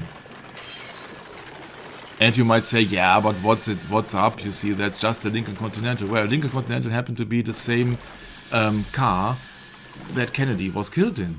It looks like the same color too. It even looks like the same color. Incredible. Yeah. But it's just another coincidence. Number What are 30. they trying to tell you? Yeah. Yeah. Yeah, Just of course they coincidence. have gotten rid of the car and all of the details. You see, the car was heavily been modified afterwards. Not that, of course, but it's just yeah. It is just a coincidence. It's just happening in a Secret Service movie here in Goldfinger. That's what I want to show you. Yeah, this is the Lincoln Continental Crush Goldfinger scene, and of course you won't find a Lincoln in the original script. So in the original novel. Because the novel has been written before the Lincoln Continental had been introduced, especially that model. Yeah, so that was the choice of the producers, and it happened to be nearly the same model and the same color that JFK was riding in. That's so funny you bring up that picture because I keep thinking about the expression on Jacqueline's face. Please don't take a picture of me. We're about to murder the president. Yeah, or she's telling you that, or you don't know what I had to bear all these years. Yeah. Oh, I'm looking hot for in this suit. Yeah. I'm looking forward to my billionaire. I will leave my millionaire and will go to my billionaire. Weren't we talking about how she had planned on going to visit him while married to JFK, and he let her do it? Yeah. And look at the expression of this senator, or was it not senator? Yeah, that's his Connolly. Yeah, sure. They're all governor. Highly concentrated, I would say. Concentrated. They know exactly what they do. He's looking at his wife, and his wife is probably looking at him. Yeah. They're not waving, they're not smiling, nothing else. So this is, I think, this Croft picture is the most revealing picture when it comes down to a car full of Jesuits. Yeah. On a mission. Yeah. Yeah, the car is the altar. Yeah. So this is a list here of James Bond vehicles. Yeah. The vehicle crushed was a 1963 model, Brad. What a coincidence, no? With his engine removed. Yeah, there you got it. Yeah. With the engine removed so they can compress it better, yeah. Yeah. So, but the final car that appears in the film is a Lincoln Continental convertible that drives Mr. James Bond to the airport of his flight to Washington. Huh? What a coincidence, huh? That's just coincidence number 14 or 15 or so. It's just a coincidence, yeah. So Goldfinger was very highly regarded. You got, of course, the main Secret Service agent has got all his protection on his side and promotion on its side, and they even got, the rights to flew over the Fort Knox. Yeah, can you imagine that? Yeah, and you have to have some connections. Yeah, and you got a laser. Yeah, you got a laser. And just by coincidence, look at the symbol here. No? It's not Switzerland. This is supposed to be Fort Knox, but this is the Red Cross. Yeah. Red Cross used to be the lay organization to the Survey Military Knight of Malta. That's right. Yeah. And so you got here the favorite scene of Goldfinger, where allegedly a laser is melting the metal board where James Bond has been fixed to. Yeah. Of course, the first body part it would hit would be his two ball canes, huh? Yeah, you really have to think in symbolism here. Yeah, 007 means two ball and a cane. Yeah. They absolutely know what they are doing. Yeah, but the general audience has absolutely no clue. And I could be wrong too. But I think I'm very close to the truth here. Yeah? Two-ball cane means cane spices, so it has something to do with the work with cane. So it's two-ball cane. He has two balls. He has very big balls. Yeah, and he has the license to kill. Yeah, because he has the sign of Anu, the line of Cain. Yeah. 007 once again. Two ball and a cane. Wow. Yeah, so much for Two Ball and Kane. Yeah, the first Bond movie refers to John Dee and MI6 by Aleister Crowley. No session without him. Yeah. 13-day ritual, Cuba Missile Crisis, Manchurian Candidate. Yeah, who was the first murderer? That was Cain, who slew Abel. Yeah. And then he went out east of Eden, out of the Garden of Eden. Yeah, and that's, of course, that's the name of the movie of James Dean. Yeah, and Dean Jeffries was his decorator for the number 130 and was also decorator on the James Bond set on Diamonds Are Forever with the moon buggy. And everything is connected. Everything. United Nations, 33 segments. 33. What a coincidence. Yeah. I don't want to go into, letter G. Yeah, remember the start of the Fantomas movie. Yeah, I don't want to go into every nitty-gritty because we will never finish. Yeah, with Tubal Cains and what Tubal Cain actually is. Yeah, okay, this is repetition. Yeah, but there are no coincidences. Yeah, when we spoke about The Shot in the Dark, I'm very sorry, but that script here is not far from perfect. We talked about Diana, and it was also a ritual. It was not any kind of accident. Yeah, so he was. The car was slamming the 13th pillar. 13th pillar. Yeah. In that Alma tunnel, which has been dedicated to the goddess Diana. Oh yeah. Ah yeah. And allegedly there were 13 people dying here in the last years. Yeah, so they always got the 13, even in that.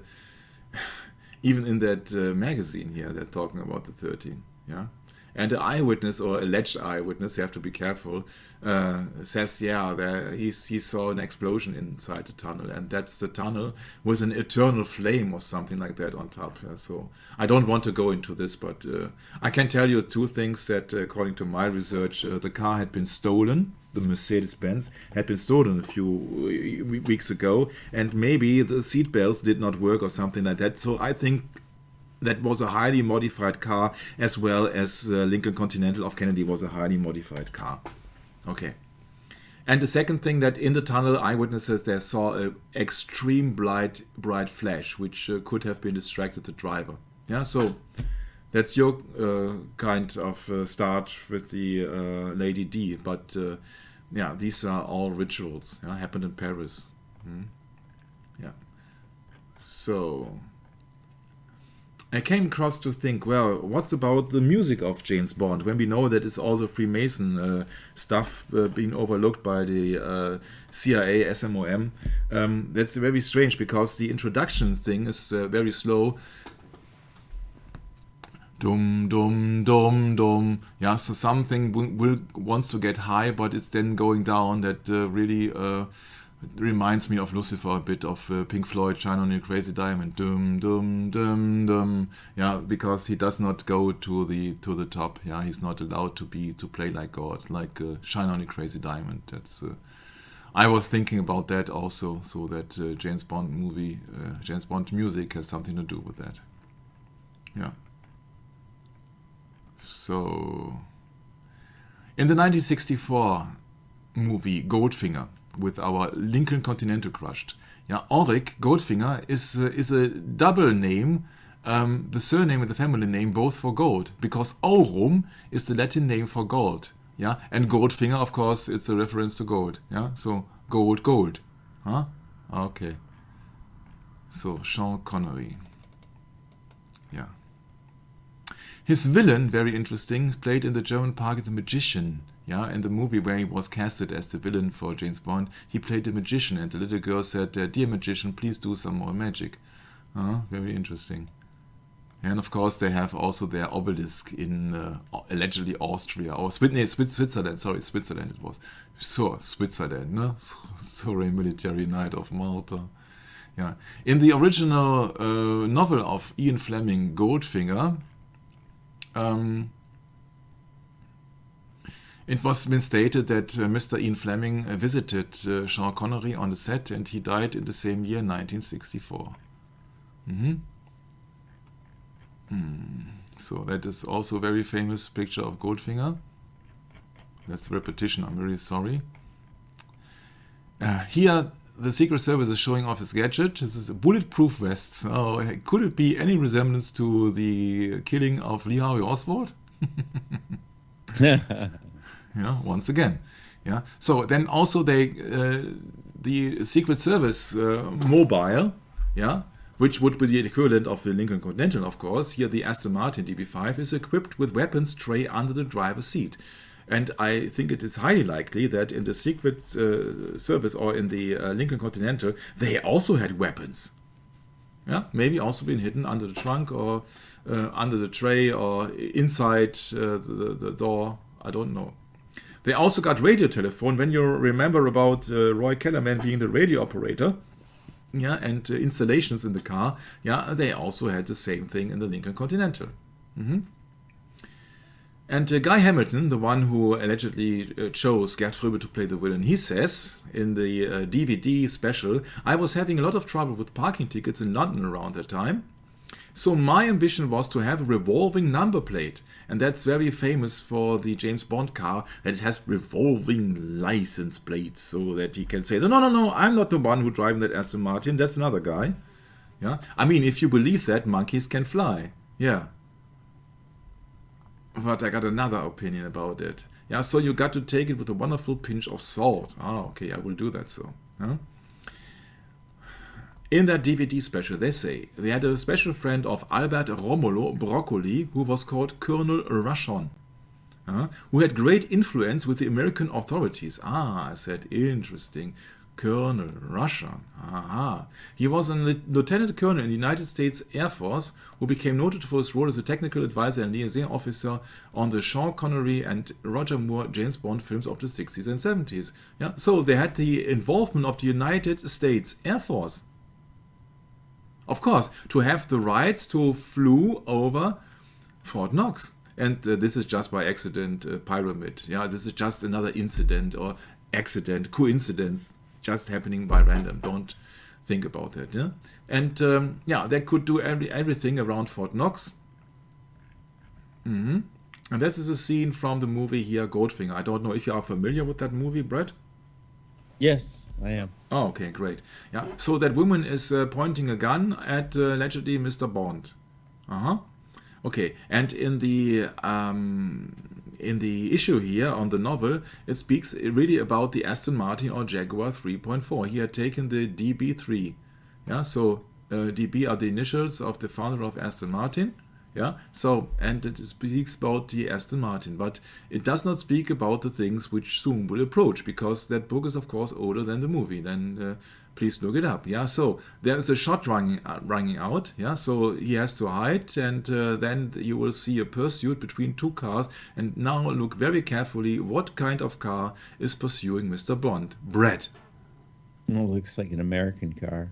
Looks like American car. Could be a Ford Mustang. Yeah, Ford happened to be a 33-degree Freemason. Yeah, and Mustang happened to be introduced in 1964. So they got one of the first Mustangs, but what for? Why? Why they are showing American car in Switzerland here? Why? Good question. Good question. I got an answer to that question.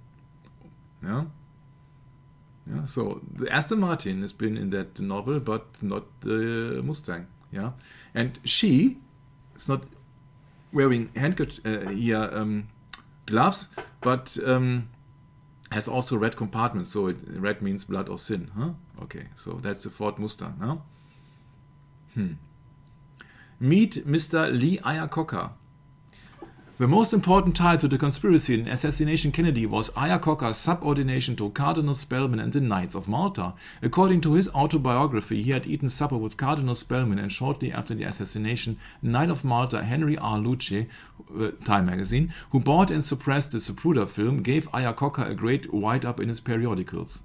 Unveiled at the New York's World Fair in the spring of 1964, imagine that the start of the Goldfinger production was the 1st of April, the Mustang proved a sensation. Lee Iacocca well deserved the rare accolade of simultaneous cover stories in both Times and Newsweek. Ring a bell? But it's just another coincidence, Brett. So this is the first Ford Mustang? in Yeah. 1964. Yeah. And that's the Just man who was... and in 007's movie, which Yes. was very popular. Yeah, and guess who introduced that Mustang? That was Lee Iacocca. And do you know what Lee Iacocca was responsible for? Getting rid of the Lincoln Continental presidential limousine. And there you get your reward.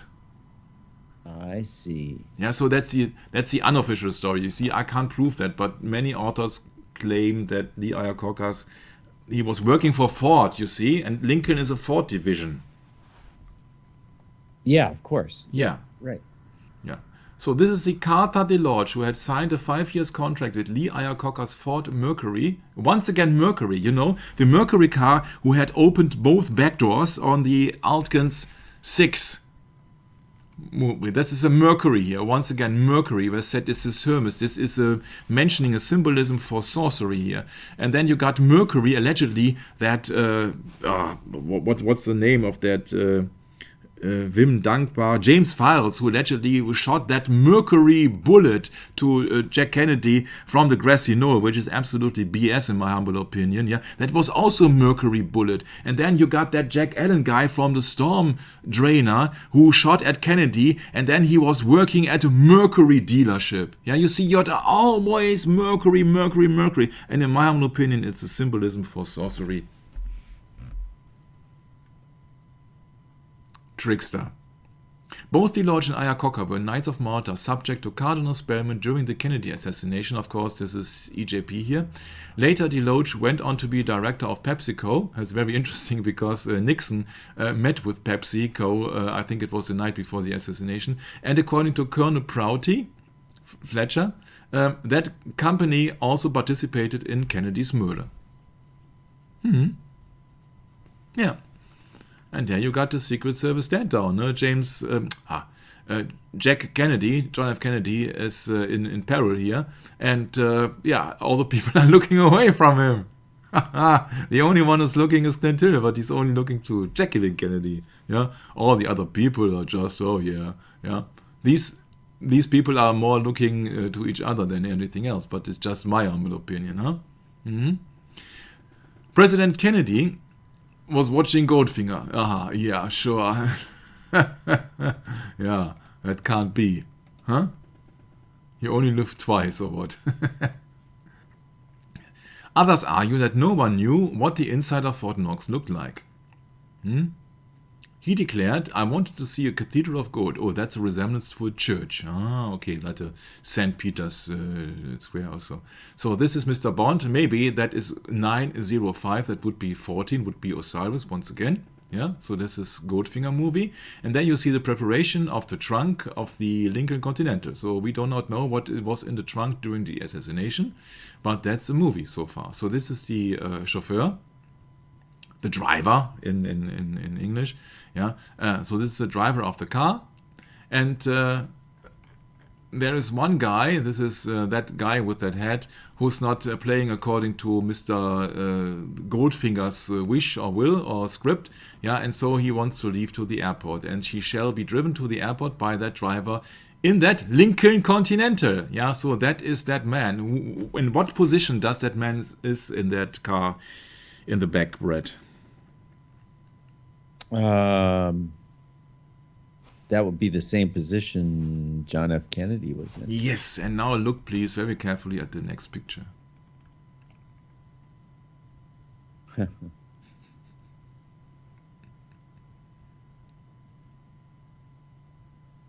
It's been said that the driver of the presidential limousine, William Greer,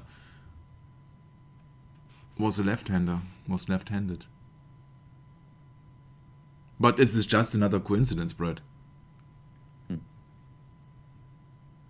It is just happening by random in a James Bond movie for the Secret Service, Tubal Cain. Yeah, Freemason stuff. Sovereign Military Knight of Malta, Ford Mustang, Lincoln Continental. Lee Iacocca, the driver is shooting the passenger. Yeah. At least we know from witnesses that the driver is showing a gun. Yeah, so we do not know if he has been fired. Maybe he fired that shot to the throat. Who knows? Yeah.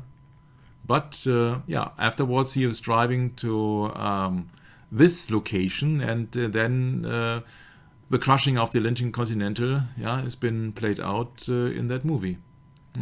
What we have seen. Yeah, and Mr. Goldfinger is smiling because the victim is dead and the proof has been crushed. It's the same thing as the Kennedy limousine. Yeah, so it has been modified, yeah, getting away of any evidence. Yeah, and even in the Goldfinger, they even mention Cape Kennedy and Delta 9 as an invisible nerve gas. Delta 9, Delta. You know what the symbol there is for Delta, Brett? Was it a chevron? No. It's a triangle. Yeah. Yeah. That's it. Yeah, that's another hint for Freemason and all this stuff, huh? Hierarchy. Sure. Yeah. Sure. Like so, trident. Yeah. Yeah. When they try to stop the bomb, of course, it stops at 007, two-ball cane. Yeah. James Bond, of course, is a fictional character making propaganda for the Secret Service. My name is Bond, James Bond. I have the license to kill because I bear the sign of Anu. Yeah, I'm coming from the United Kingdom, and the United Kingdom flag is the sign of Anu. Yeah, of course, they tell you that's a combined flag of several counties there. Yeah, United Kingdom flag. Yeah. If it's not that easy, yeah, that is the sign of Anu. Yeah. 007.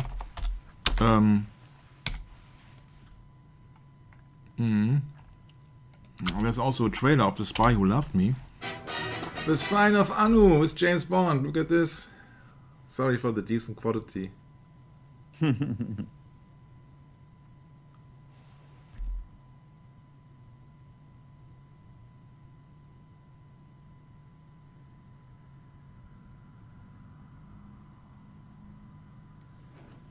Yeah, parachute, of course. Yeah, that's the sign of Anu. Yeah, there you go. Man. Yeah, so they are fooling us. They are so fooling us. It's unbelievable. Yeah. Two-ball cane. Follow symbol with two balls and a cane. So this is a Lincoln Continental here. Come on board, President is waiting, because officially the presidential car was the Lincoln Continental convertible. Yeah, so another reference. Yeah, Lincolns everywhere. Yeah, and he says that in 2 hours I will be in Cuba, but that is also written in that novel here. But Cuba is also connected with Fidel Castro and John F. Kennedy. Huh? Nerve gas was constantly been used in James Bond, and interesting enough, introduced in 1964, then in 1965 and 79. Yeah, very interesting. Yeah. Fictional Delta 9 nerve gas. 9 is the opposition to 6, or the yeah, it's a 6 switch around. 6 is the number of men. Yeah, men were created on the 6th day. Yeah, and 9 is the opposition, so it's negative. Huh? Delta 9, Fort Knox. Yeah. Well, I would argue with that, since 666 is the number of a man. Wouldn't 6 be a number for evil? No, 6 is the number of mankind, so to speak, because man and cattle were created on the 6th day. On the 6th day. On the 6th day, yes. 666 is just a special number of a certain man who takes an office. Yeah, the man of sin, right? Yeah. Yeah. Yeah, and you know, in Thunderball, there's also nerve agents. So they are playing with nerve agents in several James Bond movies, no? Yeah. Goldfinger attempts to gas the population of Fort Knox using a nerve agent. Yeah, it's also an agent, huh? So it could be also a person. It's an agent. Yeah, these are the hilarious, funny nerve gas sprayers. Reminds me of some other things, but geez. I don't want to go into that. I don't want to go into that. Oh. Yeah. Nerve gas. Yeah. And so they brought a real laser in, yeah, which looked very great, very pencil thin line. But the problem is, as soon as you turned on all the studio lights, it disappeared. Says Cliff Cully. Yeah, so they had to make it. They had to fabricate it. In Miami, I have crushed the Lincoln Continental, and on that under that table where Connery was fixed to, yeah, here's Ian Fleming visiting the set. Yeah, there was somebody which was doing it in real time. Yeah, so I think that Connery had not a good time and was maybe also a little bit hot in his two balls and his canes. Yeah. Yeah, and so this revolving plates for every country, this is the famous Aston Martin with the revolving plates. And now look at this, Brett. He's got 3 plates. Yeah, that's so much I can tell you, okay? That James Bond car. And now this is the official presidential limousine. Can you identify the number plate here? I can't because the screen is cut off. Okay. There, yeah. Okay. 227. Yeah. 1. I have to cheat. Yeah, 100 is the difference between JFK and Abraham Lincoln. That's the 100, yeah. But just add the 2 and the 7. Okay, and that's 14. What? Yeah. Come on. 2 plus 2 plus 7. Oh, I'm sorry. Oh, what's wrong with me? Yeah, 11. 11, yeah, sure. Freemasons, huh? Sorry. Yeah, just no problem. I can edit it out. So it's 11 once again. Huh? Hilarious 11. Yeah. So yeah, maybe it's sorry, it's better from that perspective. Yeah. Yeah. So, but it's very interesting because I came across another documentation, and now look at that license plate here. In 1961, he had a different license plate. Can you add that up, please? Oh, yeah, if I can see it. It's very small. Hold on a second. It is 6GL14. Yeah. Yeah. 6 plus 1 plus 4.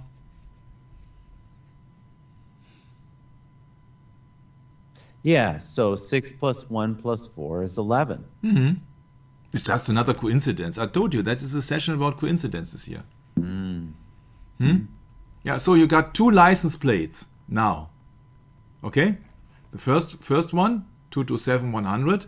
The second one is now 6GL14. But that's not the license plate when Kennedy was killed. Yeah? Because they had 3 license plates on that Lincoln Continental.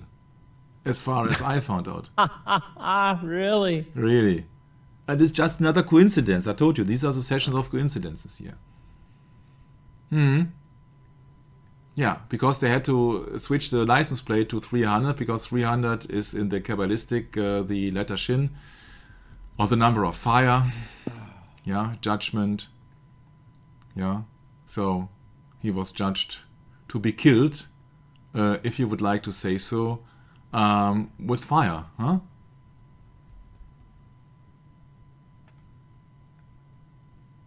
Looks a bit like fire. Yeah, and so you see, you can go on and on into all the symbolism here, but it's just, of course, all coincidence, huh? That would not stand the test of time in a worldly court. Yeah, but it's just very easy if you really compare all the things. Yeah. So they tell you that the presidential limousine had been completely rebuilt. Yes, sure, Mr. Hayakawa and his team, and put back into service until 1977. In reality, yeah, the car was used until 1977. Yeah. And in the movie Goldfinger, they say that, oh yeah, we have equipped that car with transmitting devices. Yeah, you see, like Edgar J. Hoover with his electronic surveillance, Hoover against the Kennedys. Yeah. And even very small things which could be fitted into the heel of your shoe. Yeah. With radar, defense mechanisms, smoke screens, very interesting, because smoke screens also means handing over false information. Little secret buttons where the roof can be, can be burst out, yeah, to inject the passenger seat. to fire the passenger ejector seat. I said, well, maybe it's not an ejector seat, Brett. Maybe it's an injector seat in the presidential Yes, car. thank you. Yes, very good. Mm-hmm. I agree. Mm-hmm. Yeah. Fire the passenger ejector seat, because JFK was sitting on the back passenger side, Yeah, and Connery says, "Ha, you're joking." And the last thing that the Secret Service says, "I never joke about my work." Yeah, they're taking it very seriously. Yeah, so if you think that was just a session about coincidences, then it's just up to you. This is just repetition. Yeah, that's the car afterwards. Yeah, so they got ripped of many things. Yeah, you see here the front bumper, the engine cover, the windshield, and what else? Leather upholstery, of course, with all the blood. Yeah, everything has gotten rid of. Yeah, so they are destroying the evidence, and so that's your final proof that the government was in it. Yeah, so when they are installing things, you can install everything, also injector seats or something like this. Because they knew that Kennedy was fixed to that seat. Yeah, then he knew he could not move to the left side. There was Jackie Kennedy, and there were roses with thorns between them, so he could not move. So it would be very easy to install such a needle or something like that into the seat, in my humble opinion. Right, Yeah. right. Would be more easy than to hand over the task also to paralyze John F. Kennedy by Jackie Kennedy. You see that that's much to do for just one woman, yeah? If you have not only the task to murder somebody, but to paralyze him before. So I think maybe they did it also by that. But maybe also there was somebody in some mechanism or somebody in the trunk. We never know, because they have gotten rid of the car. That's the main issue. And so they have gotten rid of the evidence. Okay, to sum it up, all the secrets in the assassination are lying within that car. And the similarity of events in Goldfinger I find really amusing to a certain amount.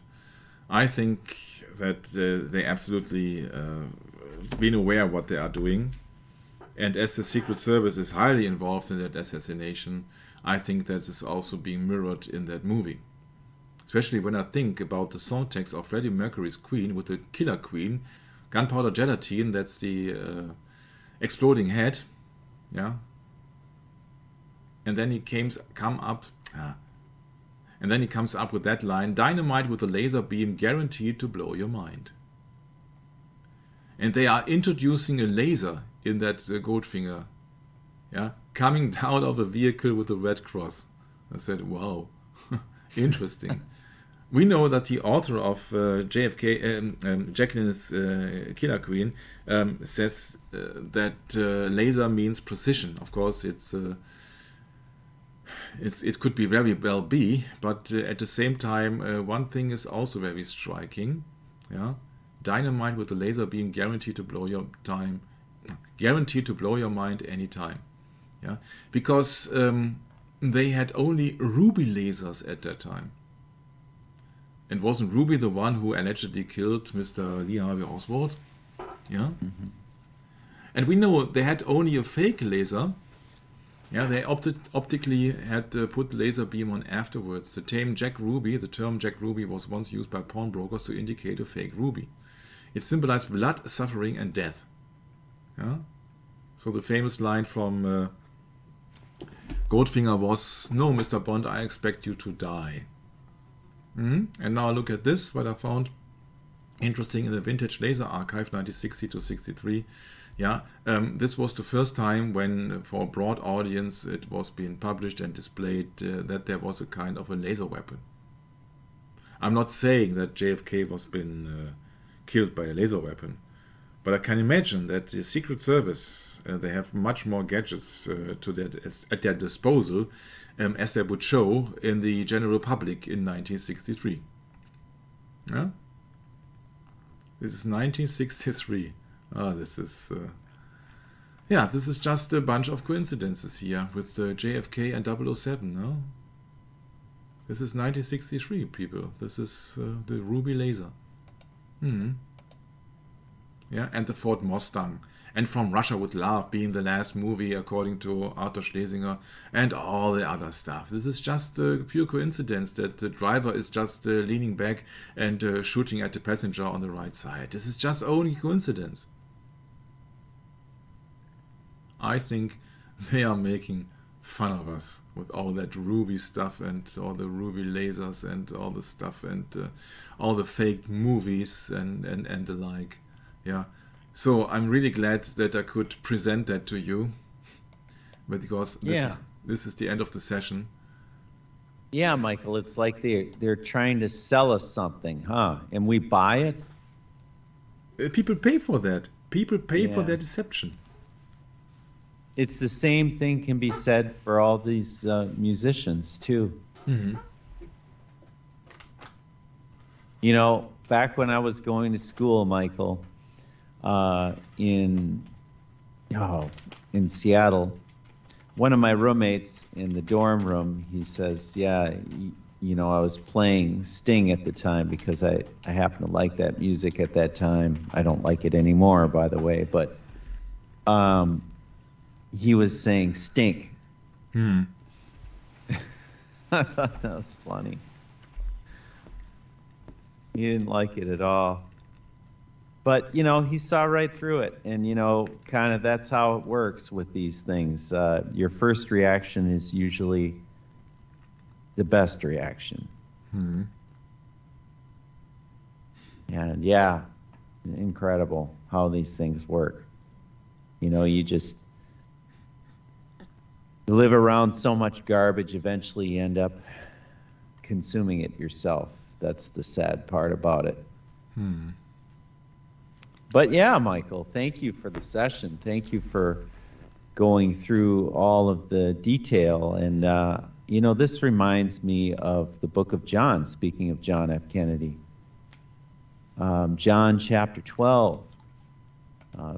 There's a very important verse that I'll end with, but I'm going to go back about 4 verses. So we're going to start in John chapter 12, verse 36, and go to 40.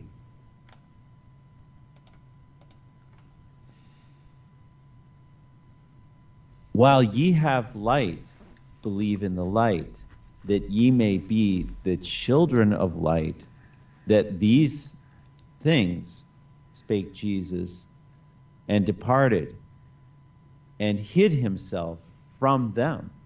But though he had done not so many miracles before them, yet they believed him. They believed not on him, that the saying of Isaiah the prophet might be fulfilled, which he spoke, Lord, who hath believed our report? And to whom hath the arm of the Lord been revealed?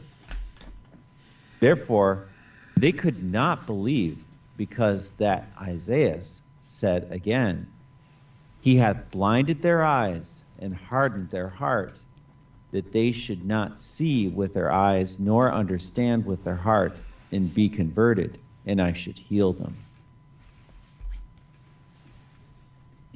I think of this because really we're living in this age of clay and iron. And those of us that are of clay are opposed to the iron, and those that are of iron are opposed to the clay. Spiritually speaking, that means God has molded us as clay, that we're malleable through his hands. So when he wants to work with us, he has to have access. We have to allow God to have access to our hearts. And those of us that have hardened our hearts, I would say, are more of iron, that are going to reject Christ and his teaching and reject the gospel as well. So that's kind of where we're at, Michael, is this day and age of clay and iron, where we happen to be amidst a lot of iron these days, don't we? And very few of us have been revealed. through the arm of the Lord, as it says in the scripture. So I find it very interesting. I think there's a lot of parallels there that, that we come together on this channel, Michael and I, and we do these sessions because of our concern for the general public at large.